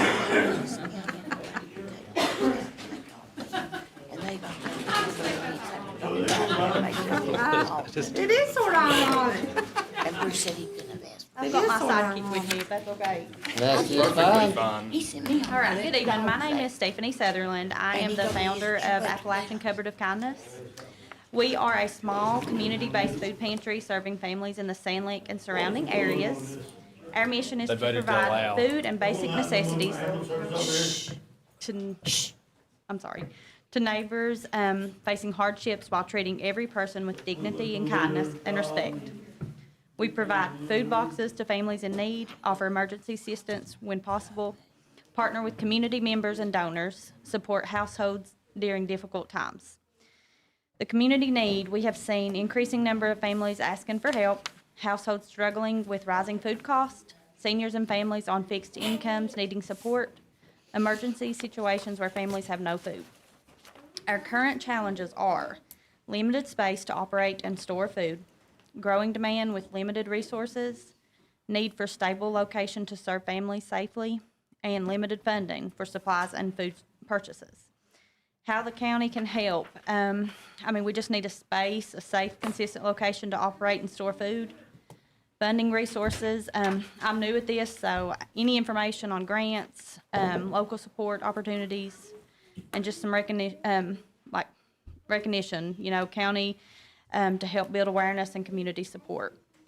Appalachian Cupboard of Kindness exists to support our neighbors in difficult times. We are proud to serve our community and would value the opportunity to work alongside the county to meet the growing need for food assistance. Thank you for your time. All right, anybody have any questions? I have a lot. Was you? Of course you do. I think she made a good point. This was ironic. You got to have some levity. Were you the one? You were the one I spoke to, right? Yes. I think it's a very good thing, and I see here where your darling wife, Emily Hall, is that who we're talking about here? That went to try to find a place. No, she's just trying to find a place with GIS. Did you find a place? I haven't. That's I'm trying to serve like the Sand Lake area. Who's Andy? I'm trying to find a building that I can serve the community out of. I have a church now that is helping me like sharing a space. But they have church like every fourth Saturday and Sunday, so I have to move out of that location every This month. is in Hayside. Richard, you know a place? No, believe me, we've combed the bushes, me and Larry and the mayor of Hayside. We've all looked, and we're very short on space down there.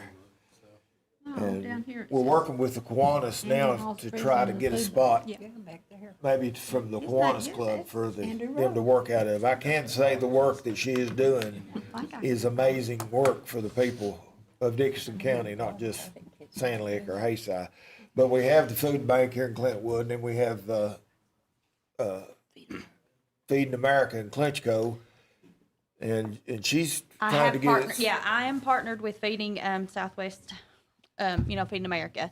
That's just my problem. I just don't have a location or a building. I met with them last week. They approved my site at the church, but the storage, I can't store like shelf-stable food long because I have to move it before the church has their meeting and their, stuff like that. A lot of So, work. yeah, So yeah, and where do I you get your funding? Yeah, it is. right now just local donations. I mean, Sorry, I forgot that. No, you're, just local donations, absolutely. just asking the community, and it's hard to ask a community for help that actually needs the help. So it's hard to get any, I mean, I've asked for some Emily like just a pulled food it drive, up. and it's just hard to GIS, get. I see. Hard to get that. So do you just store like staple foods? Yeah, I do now. So you asked, Mr. Chairman, you asked Jason Deal about the use of the, I did. You did? Yeah, Richard and I talked. We were trying to find a location. what was for the- that response? We were looking, as far as the Kiwanis, we were trying to think, because, the county does have some property. What we have is basically all in the floodplain. And so I'd asked Chris's wife, Emily, to help me, look in the Yeah. commissioner's office to see anything that the county might own or anything we might have that's out of the floodplain that you could put something on. And that's what we were looking at. And then Richard and I were talking about the Kiwanis, the property up at the Kiwanis, if they had anything up there that, really wouldn't be in the Sand Lake area, but we were just trying to think of everything we could think of. I talked to Jason about that as far as, and he said he thought the Kiwanis would be open to working with them, knew what they need, what size space they need, if they had a particular building they identified. So, like Richard said, we've been trying to shake the bushes to see what we can find to try to help them. That's their biggest need right now, I understand, is a location, first and foremost. I know you still need funding and resources and grant help, but trying to find you a location you can go to store your stuff that you're not always trying to move it. That's a huge job, to try to move it, pack everything up for the distributions. And We had a community clothing giveaway weekend before last, and it was just local donations from families just cleaning out their closets and stuff. And we had 60, was it 63? Friday we had 160, and then Saturday we had 57. Yeah, we had That's 60 incredible. some waiting at the door to, so I could help them with clothing Terry, and did you household. have a comment about this? I'm sorry. Come over there, or don't speak from here. no, come on over. You can come on over. Come on over. State your name for the record. My name is Terry Bartley, and I am president of Lawrenceburg. Okay. And we actually presented this last Thursday at our meeting. And we thought you were gonna come up this Thursday and talk to us. I am, yeah. I'm Okay, planning on so coming. we presented it last week just so the members and the board could think about it. But we are, I think, in motion maybe of trying to work with her and let her use one of our buildings. I think they told you they would be 2 times a year Yeah, they'd be using that that. we'd have to use that building for like a week. One of them is the county fair, the other one is the church association, Sandwich Church Association. But other than that, I think they're going, I can't speak for, 7 other people, but I think it's going to be a yes, that we're going to try to work with. That's great. That sounds good. That's good news. That is good news, isn't it? Promising. I understand Yeah. where you're coming from, and it's very important, I think, for our area. Yeah, and that's why I said, I've talked to the Dickinson County Food Bank and J.R. Robinson, and they've been an awesome, they've helped me with just ideas and all this stuff, and I just, we have Sand Lake area, but you have people at Frying Pan, Indian Creek, that takes sometimes 45 minutes to an hour to get to Clintwood, and that's what I want to help, I want to help everybody, but I'd love to help, that end of the county, so. Yeah, it needs All it. right, Yeah. well, that's for your time. Yeah. I run a rescue Yeah. squad, and it takes us 35 Yeah. minutes to get to a call, Yeah. a lot of time on Yeah, the Indian. just on Indian Creek, up in these hollers and stuff, Yep. and, so, that's what, you just travel, a lot of people can't get to certain. Be there tomorrow. I will, Or thank you, Thursday. I will, thank you so All much. right. Anybody else got any comments? Thank you, Terry. Mr. Chair, would like to speak about something a little controversial. For you who don't know, I'm Andy Rose. I'm the director of the Dickinson County Food Bank. I know y'all mentioned earlier that you have a budget workshop coming up, and I'm about to blow your wigs. I look at this new nonprofit organization as an ally in the fight against food insecurity. So if my budget needs to be reallocated slightly to assist this program, I'm all for it. Good. That's wonderful. Wonderful. We don't need to make more money. We can just reallocate some money to support another organization that's going to help Dickinson County. So, just in case y'all need to have that discussion. That was very good. of you. Very controversial statement. Like I said, I'm new at all this, so like, I didn't realize that they were here to help me, so it's amazing, so. yeah. Sounds like you're gonna have a successful. I appreciate venture everybody. here. I'm overwhelmed. I got some- can't believe it, so. Got some good partners in this Andrew, county. that was so good of you. It's wonderful. Hey, Chris. Yeah. Yes. Your What job about, is have they wonderful, checked what you're into the gonna do. possibility if they have a spot to put one of the trailers from Brick Flats as a storage Yeah, unit? somebody had, maybe Richard had mentioned that. I just don't know. I know a lot of that is in the flood zone down there, and they bought out, I guess, a lot of those properties in Hayside. I don't know I about was suggesting You the can put trailers that that on. we have out here, but I didn't know at the time that the maintenance department was using those. Right. Mr. Martin informed me, but I was hoping one of those would be free to Yep. locate down there. Matthew might give you one for free.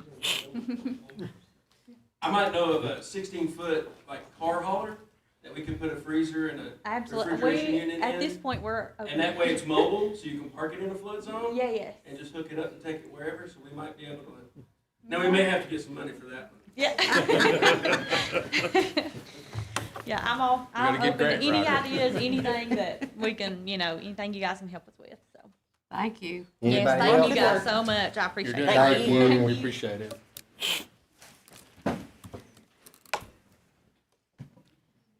All right. Now we're down to 9D, surplus property declaration. We've been done before this time. Thank you, Mr. Chair. Item 9B, we're asking the board to consider, we have a 2009 Trailblazer with 195,000 miles on it that the sheriff's office had previously, and we put it into service here and using it as an extra vehicle, and we're looking to surplus that vehicle, and just asking the board to declare it as surplus and give us permission, give me authority to list it on gov deals. That's the way we dispose of our property anymore, so. All right, so we'd have a motion to surplus this vehicle. I make that motion that we surplus that vehicle. Thank you, Ms. I'll Wills. second. Thank you, Ms. Lewis. All in favor, say aye. Aye. Aye as well. Now, we're down to the mowing contract, 9C. Thank you, Mr. Chair. What you have before you is going to be the mowing contract. The last time we went out for a full bid was in 2021. With that bid that year, had 4 one-year options for renewal. This time, we received 6 bids, had input for this. I was not part of the selection process. That was the selection committee. Mr. Hall represented the board as board chair. We had Mr. Larry Odell as our maintenance supervisor. And then Casey Newsom, I normally sit in on these, but I had a conflict. Casey Newsom took my place sitting in on this committee. Mr. Hall, I think you all interviewed the bottom 3 or the lowest 3 We did. proposers. I know we've had some discussion on this with the back and forth as far as what to do, but I guess the big thing is we just open it up, see if anybody wants to make a motion for. Yeah. Do we have any motions for the mowing contract?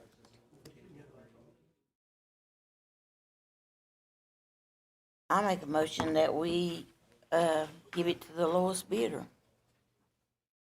Do we have a And second? I'll second that. What? Thank Can I- you. can- Any discussion? Yes. I think it should be incumbent on whoever gets this, which I have no problem with Sergeant Lawn, and I think you all made a stipulation that they would, you receive pictures of their work, is that It's in the right? contract. Yeah. Yes, you It's do. been added into the contract. Yes, because as part of this, whenever you select this, then we're gonna ask that you approve the contract and give us authority to enter a contract with them, and the contract does state, we use our old contract, Mr. Sturgill made some updates to it. Whoever the successful candidate is will have to submit, they do invoices twice a month, listing the properties that they've mowed. They also have to list they also have to provide pictures after the mowing to show that everything has been mowed adequately. And they'll be providing those to Mr. Odell because he would be the one overseeing that to make sure everything is mowed as it should be. On top of that, any change in this contract this time, any subcontracting, if anything is subcontracted out to another individual, that's got to be approved, by the county, that would be approved by me on that, and we'd have to make sure that adequate insurance is in place before they would be allowed to do any work, because with whoever the successful bidder is, they have to provide, the insurance coverage to the county, and we'd have to have the same thing from any subcontractor that he may choose, so. And also pursuant to the terms of the contract, it can be terminated at any time. So if they're By the not county. doing the job that's supposed to be done, then it can be terminated, and then we could either rebid or, depending on how far we are into it, and go to the second bidder at that time. That was going to be my question, is should the motion be made to offer it to the low bidder, and for some reason, if it should be turned down or not accepted or change their mind, that Mr. Barton has the authority to offer it to the second bidder? Yeah. I'll put that in my motion. Okay, thank you. That just saves us from coming back and gives him a little leeway and authority, You want me to repeat my motion? I'll Yes, make a please. motion that we give it to the low bid. If they deny accepting it, or if we ever terminate them, we go to the second lowest bid. Very good. And for the record, if I could state, the low bid was Sergeant Lawn Care LLC for $36,000. So now we have to have another second? There's a motion, and we need a second. I'll second. Second. Okay. That takes care of it. All in favor? Say Aye. Aye as well. Now, moving on. We got Just we got the bring it to amendments, addendum the 9D. addendums on the back. Oh, yep. I was looking at the computer, not the paper. 9D, the DHCD extension. Thank you, Mr. Chair. As everyone remembers, after the last year flood on February 15th, the state made some funding available through DHCD. They called it an urgent need. It was a community block grant as well, but it was urgent need. And with that, we applied for assistance with installing permanent fixed mount generators at some of the PSA locations, and possibly, some of those I think are the town of Clintwood as well. Cumberland Plateau is working with us on this grant. They helped us write the grant. They're managing the grant. And Debbie Milton had sent me something on Monday asking that we consider signing this letter, asking for an extension from February 19th to July 30th, 2026 for the pre-contract ending date, due to the fact that they are still working to complete the environmental review that Cumberland Plateau is. So we're just asking approval of the extension letter to DHCD, asking for that extension from February 19th to July 30th. I'll make a motion for the extension request for DHCD. I'll second it. Thank you. Any discussion? Hearing none, all in favor say aye. Aye. Any opposed? Aye as well. We got E now. We have a 9E that we're going to have to. Agreements. Correct. So we would table until the Table until we recess. return on meeting. March the 4th. We have to make a motion to table that. Yeah. Yeah, we need to. That'll be the fire and rescue grant request. Will we have the percentage of the match, so we know what kind of dollars we're gonna be voting on that day? I think Is so. that what That's that's? the purpose Is of- that the okay, Yes, ma'am. okay. Then I make a motion that we table that request, or recess that till we convene on March 4th. Got a second? I'll second. Any discussion? All in favor, say aye. Aye. Aye as well. Now, number 10. 10A, Mr. Chair, that is our Red Onion admin agreement update. And of course, with the Red Onion One Industrial Park project, we received initially $500,000 in funding from ARC, Appalachian Regional Commission. That was awarded pre-COVID, then after COVID, with the cost increase, we had some overruns. And we got an additional $500,000 award. Again, Cumberland Plateau Planning District is the one that is helping us with this grant. They're administering this grant for us. And through this process, and through the whole process, our budget for them has always been, $60,000 in administrative fees. That's what they've had. That's what we've had in Lehman's budget. But then with in CAM's with with ARC in their system, it was only showing as the initial grant award, the 30,000. It didn't get updated for the additional 60, the additional 30 to make 60. So we're asking for the attached administrative agreement between Cumberland Plateau and Dickinson County to reflect the updated admin fee that they are getting for this grant. So, and it does not impact our project because that's been in the budget all along from the beginning. It's just we didn't have the proper paperwork executed to do that. So, Thank you, Mr. Gordon. So, we need a motion to accept this. I make a motion that we accept it. I'll second it. Thank you. Any discussion? All in favor, say aye. Aye. Aye as well.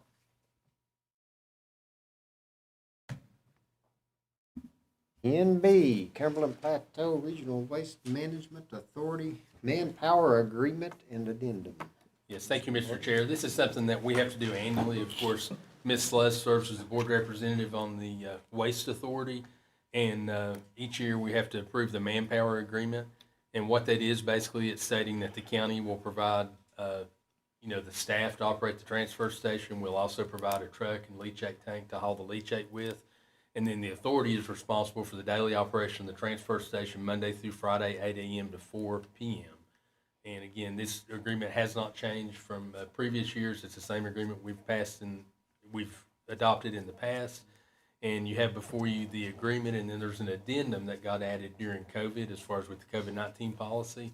I don't know, that's what they've submitted to us, and Rhonda, what approved at your meeting, I think, Yes. with where we're at now, with COVID, I think in the future, that's something the authority might want to look at as far as if that's truly needed, but that's what the authority passed and sent to us. But, we're asking consideration of the agreement and the addendum, so. Thank you, Mr. Morgan. I'll make the motion for the Cumberland Plateau Regional Waste Management Authority Manpower Agreement and Addendum. I also would like to clarify, I did go to a meeting last week, and I hope people in this county realize that we're paying for transportation, for the solid waste. It's a big budget item. I guess it might be third on our list. The schools, and then the sheriff's department, and then the solid waste, which costing us in Dickinson County $52 a ton to transport it and to dispose of it. Which last month we did 951 tons of solid waste. That comes out to about $48,000 for our solid waste. So it's quite expensive to get rid of our solid waste. And at the same time, that doesn't take into account what we're paying to operate our transfer station, the two individuals we have employed down there, and at the truck shop for our garbage.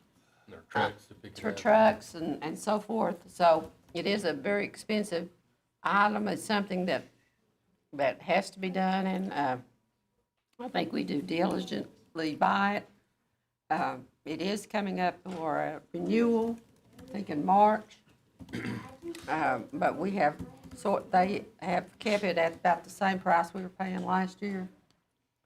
So that's good. But we need to understand, I heard someone say, the town of Clintwood does pay a garbage fee, but they do not pay, the county pays for the transportation, which is, like I said, $51 a ton.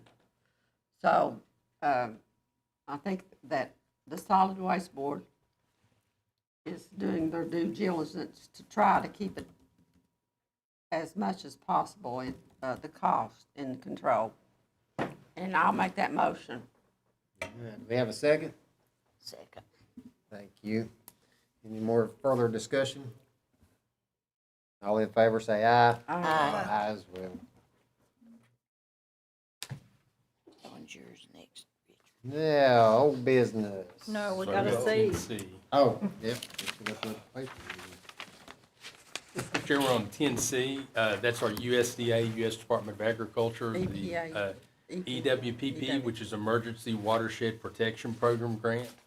We have an award agreement for consideration this afternoon. And of course, with this, you know, locally, Wes Stanley works for USDA, and we've worked with him and his team. After the February flooding of 25, they visited, you know, waterways all throughout the county and looked at areas where debris was in the streams, where cobble was in the streams, and trying to identify areas that met the criteria for their program that they could assist us with on the cleanup. And after going through all that, they've identified 5 sites within the county, and this is a 75%, 25% grant, 75% federal, 25% match on the county's part. And then they provide administrative costs to cover like the engineering that's required to do at each of the sites. And for the oversight, that's 100% paid by them. But all in all, I know we've looked at this in the past and we've talked about it. Once we got the agreement, Mr. Sturgill reviewed it as well. I know we've got some concerns with the costs and the liability for overruns and things. So, you know, I'll try to answer any questions that you all have, or if this is something that we need to gather more information on. Again, this is something that came to us on Friday before the meeting, and we've worked on it. This may be something, you know, we need to take action, or I think we could still always table it till next month to give us more time to gather more information on some of the concerns we have. Well, after reading it, I have some concerns with it, because it's gonna have to, could be 70,000, is that right, am I right? $70,000 come out of our general fund to pay for this, and I'm all for it. Because there's some places in this county that really need some help with debris and so cleanup. But I would like to table it because I think was it 5 places they chose? 5 sites they've identified, yes, ma'am. Well, I think that since we have 5 districts, each district should get a site. Right. There's one place over there where there's 2 sites in the same district. They've looked throughout the whole county, and that's outside of our control. The federal government employees are the ones that That was selected Mr. Wes Stanley, these sites.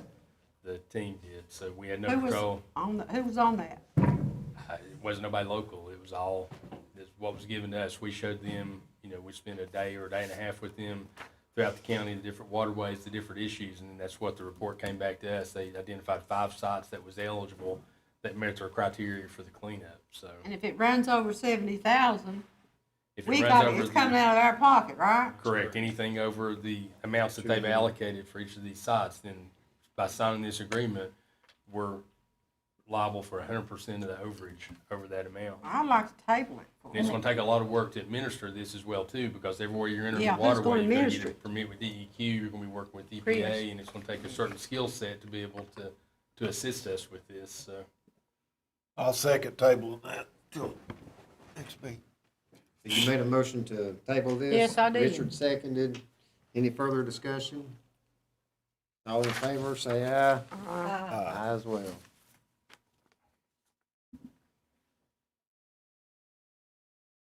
Now, we're down to 11, old business. Thank you, Mr. Chair. Item 11A, we had this on the agenda last month. That was the PSA natural gas request. Mr. Thacker had reached out to me and asked me last month to put this on the agenda, and unfortunately, he was involved in an accident last month and wasn't able to attend the meeting, so the board had tabled, or I think we'd actually, I don't remember if we removed this or tabled it until he could be here. So, Mr. Thacker, do you want to share on this one, or do you want me to share? Yeah, something? sure. I just know that we're like second or third in gas production in the state of Virginia, and most of our citizens don't have the ability to use it. And I know this is not something that's would be overnight or a month or a year. I know it's a long, drawn-out process to do any kind of connections with water, sewer, gas.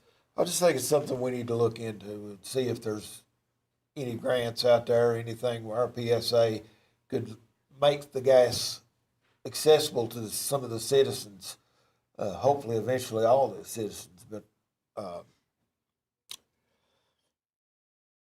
I know we do use natural gas at some of the bigger locations in the county, and I just think it's something we need to look into. We need to start the ball rolling toward getting natural gas for everybody, for our citizens, because I don't know what everybody else's power bill was. Mine was $900 this month. Oh, my goodness. Mine was down. And My sister's was 800. it was, natural gas would make a big difference. Goodness sakes. for people with power bills with that, and I've heard of some $1,200-$1,400 power bills, the bigger houses. Yeah. So I just think it's something we need to start making a motion toward doing something to get natural gas for our citizens. That's all I have. It would take, Mr. Chairman. Yes. It would probably take $1 million to do a feasibility study I'd say you're right. to see if it would be feasible and see if it could be done. I'm saying you were looking at $1 million, just a feasibility study with the engineers. It's just like water lines. You have to get right of ways, you have to do all this. And as of now, PSA doesn't have the employees that could take care of it. And it has to go through PSA. Or either you're gonna have to get a gas company to come in here and. Well, there is one gas company, but they could do that. What's it, Appalachia? Appalachian Natural Gas. Natural gas, but I think you're right. I mean, PSA didn't develop overnight. It took years and years. So I don't see any problem with looking into it. I don't have any problem with that. But. You wanna dilly up the $1 million for a feasibility study? No, we don't have $1 million to do. Well, I'm gonna say that's what it would take. I say you're right. Well, that would be something that Future. this motion would direct our administrator and the PSA's director to look into what the cost would be for those type studies and feasibility. I don't think this is gonna do any harm except maybe put a little extra workload on somebody. But other than that, I think, in my opinion, it's worth looking into. So that's my 2 cents on that. I probably won't live to see it, but maybe you're great. You are Chris. Come on. Maybe my great I don't grandchildren anticipate might. living to see it either, Ron. Put it in with a cold Your filter great spray. I grandchild tabled might. it last month because I knew you I could. don't How much think time so. has our administrator So got we to would need a spend on that? motion to accept Probably not a this. lot. Anybody want to make a motion to, I'll make a motion that we, start the process of looking at natural gas for our citizens through our public service authority. second? Well, I don't see any problems looking into it, so I'll second it. Any further discussion? All in favor, say aye. Aye. Aye. As well.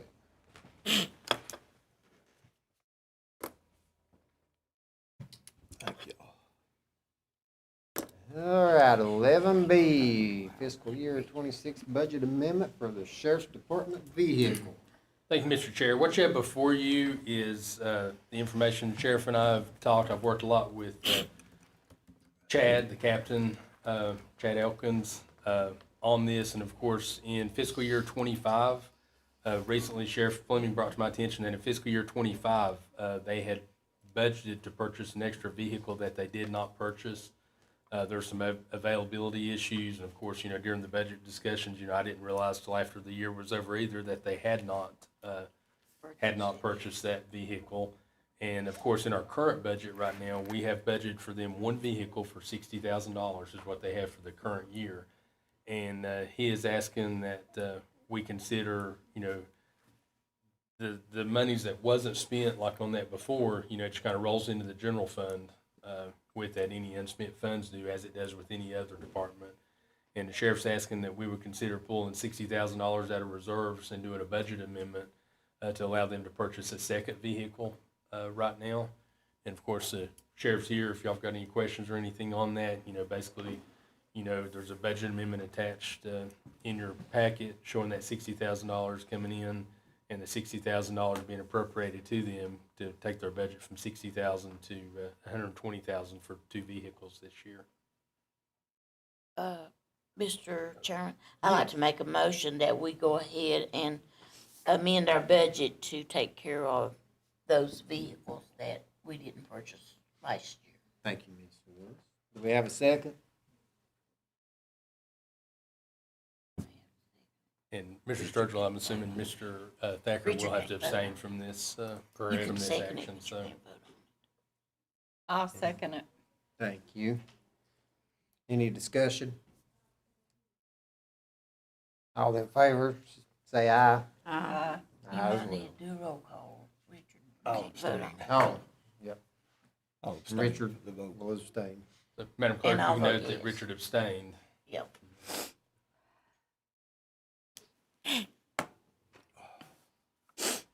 So he probably needs that vehicle now that one was wrecked. All right. Everything to do. Number 12, appointments to the Fair Committee. Just one. Thank you, Mr. Chair. What you have before you, of course, the Dickinson County Fair is composed of 9 members. There's 5 district and 4 at large. Miss Donna Fields was an at-large member, and she recently submitted her resignation letter, which is attached in your packet. So there's 2 orders of business this afternoon. First would be to accept the resignation of Donna Fields, and then after that, then the chair would open the floor to appoint a new member. And again, this would be an at-large member, so it could be, from any district or any body. So We need a motion to accept the resignation. accept her of resignation letter first, yes. I'll make that motion that we accept her resignation letter. I'll second it. Got a motion and a second. Any discussion? All in favor, say aye. Aye. Aye as well. Now, we'll open up the floor for nominations to fill this spot. I'd like I've been to approached by nominate 2 or Carol. 3 different people asking me to submit Carol Turner's name That's who I was going to. as a placement on that, Carol Turner. Okay, Ms. Kaiser's nominated Carol Turner. Do we have And if any? you notice on Facebook, a lot of times she is one who is posting pictures throughout the county and doing a lot of Yeah, I'll stuff have to watch it. support the county. I'll second the motion. We don't need a second. No, you don't need it. I'll do it anyway. Any other nominations? Oh, that was one I was going to nominate. Hearing none, we'll close the nominations and we need a vote. All in favor of Carol Turner. Carol Turner for the Fair Committee, just say aye. Aye. Aye as well. All right. 12B, the Appalachian Agency for Senior Citizens Board of Directors. Thank you, Mr. Chair. The Appalachian Agency for Senior Citizens, provides services here in the county as well as operating the 4-county transit that provides our transportation within the county and the college transportation to Southwest, Mountain Empire, and UVA Wise. Recently, and a copy's in your board packet, Brian Beck submitted a letter with Marshall Hughes' resignation from the board.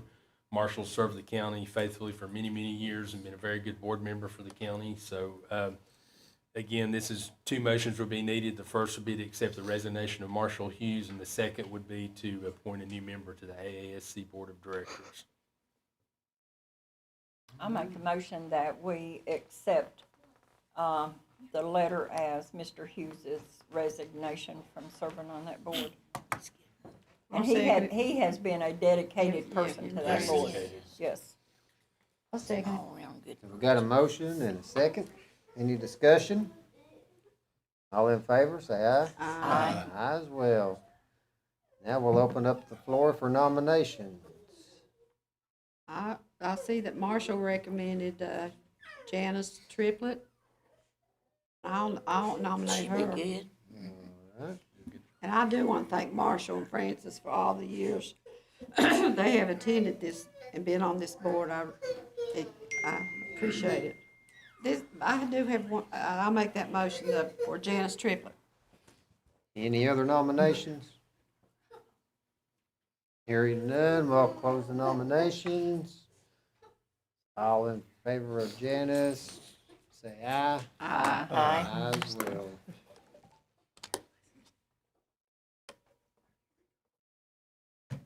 Well, C, Mr. Chair. 12C, back to the paper. 12C, Public Welfare Board. So this is the DSS board. Yes, sir. The Public Welfare Board, of course, is going to be the Department of Social Services, and Again, this is in addition to the agenda. We have the Irvington District that's up, the term expires on March 31st. That's currently filled by Miss April Collins, and she is eligible to be reappointed for that, so. That's Peggy's appointment. It is. Yeah, we'll open up the floor for nominations. And I would like to mention April Collins as a nomination to serve on that board one more term. I will second it, and she really knows her You business. don't have to second it. She don't have to second it? Not nomination. Well, she really knows her business. Any other nominations? Hearing none, we'll close the nominations. All in favor of April, say aye. Aye. Aye as well.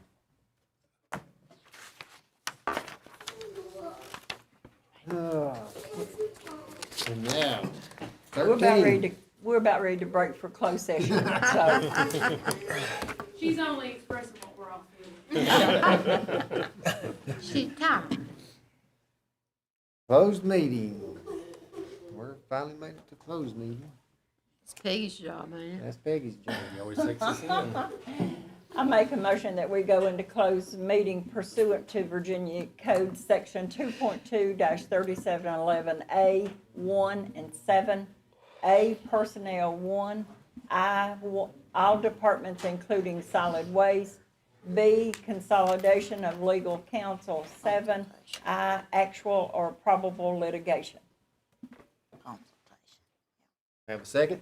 Second. You. All in favor? Say Aye. Aye as well. In closed We session. are in closed session. Do I have to get this gavel?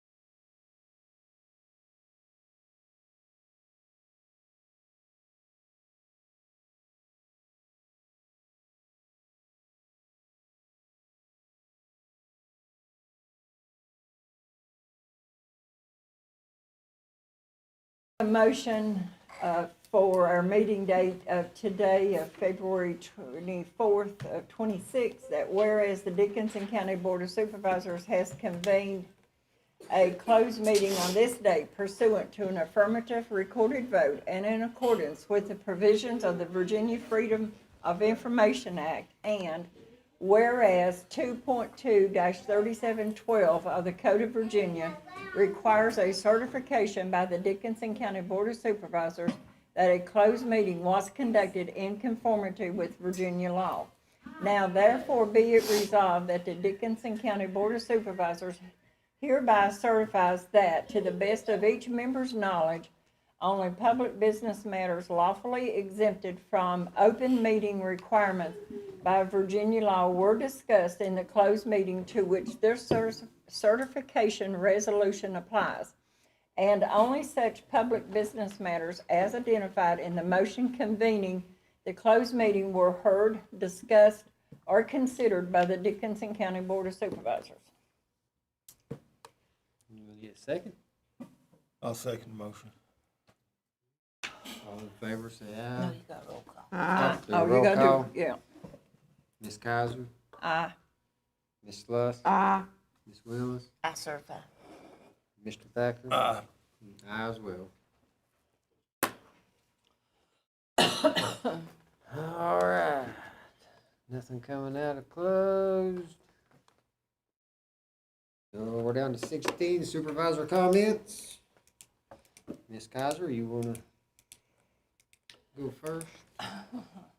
I'd just like to thank everybody that's came out tonight. Some probably didn't leave happy or satisfied, but I think we have tried to do the best that we can for the citizens of our county and the elderly and the sick. We just pray that everything goes smoothly and everything works out all right. And thank you all for all of our easy getting along and our in conducting business. Thank you. That's it. Ms. Sluss? I want to thank all of my fellow board members, and I want to reiterate that we do offer on Wednesday nights a meal for young people and for older people. Me too, I get to eat older people. And I also want to commend the girls, Ridgeview girls basketball team for winning the championship, Mountain 7 championship. I'm real good. proud of you girls, and they go on to regional, I imagine. Play When, tomorrow do you night. know? Tomorrow night. Tomorrow night, where? I think all the games are at UVA-Y. I think it's at UVA-Y. Is that Tomorrow night, and Or no, it's at home. It's at home It's tomorrow at night. home. It's It's at at home home? tomorrow night. Semifinals and finals at UVA-Y. Yeah, that's right. who do they play tomorrow night? You know? I don't know who they play. I don't know but- right off. And I also especially want It'd be the to, fourth seed from the Southwest praise their Ridgeview academic team. They won the Mountain 7 conference and they won the regional. So they're going to state. So not only do we have very good athletes, we got some real smart kids. And God bless you. Ms. Willis? I'd just like to thank everybody for coming out, and, you know, I didn't vote against any of our other rescues. They are always first, but I think anytime we can get extra, and I pray about my decisions before I make them, and I think I made the right decision. And I'm like Rhonda, I want to wish all of our athletic teams, it's the girls' basketball right now, and they've done fantastic, and I like to wish them well through the rest of their tournament. And the academic team. And the academic, I done congratulate them, they done great. They done great. They're smart. But it's been, and I appreciate all my board members, that we all get along good. And I appreciate all my board members. Thank you. I miss Rhonda. You miss Rhonda being behind you? You missed me talking. Richard's a lot quieter than Rhonda was. Thank you, Shelby. Mr. Thacker? I don't have a whole lot. I do want to congratulate the basketball team on winning, and academic team. Yeah, they're doing great. Also want to mention that one of our former board members, Mr. Gene Counts, has passed away. Well, Yeah, I saw that. yeah, I saw And, where he passed away. Ask for everybody to keep him, his family in your prayers. Good man. Gene was a good man. Yep.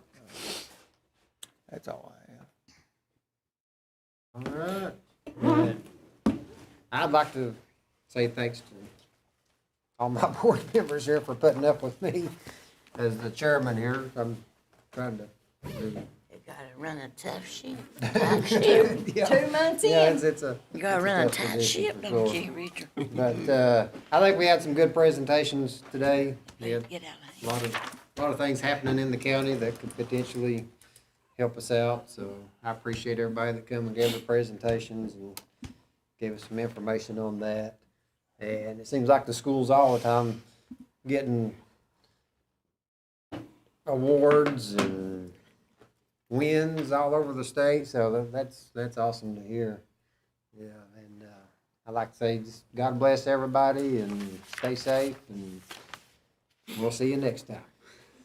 And I see here where my neighbor boy is an all-academic athlete, played football. We're Jesse. recessed. And I'll make a motion that we recess until 9:45 a.m. on March the 4th.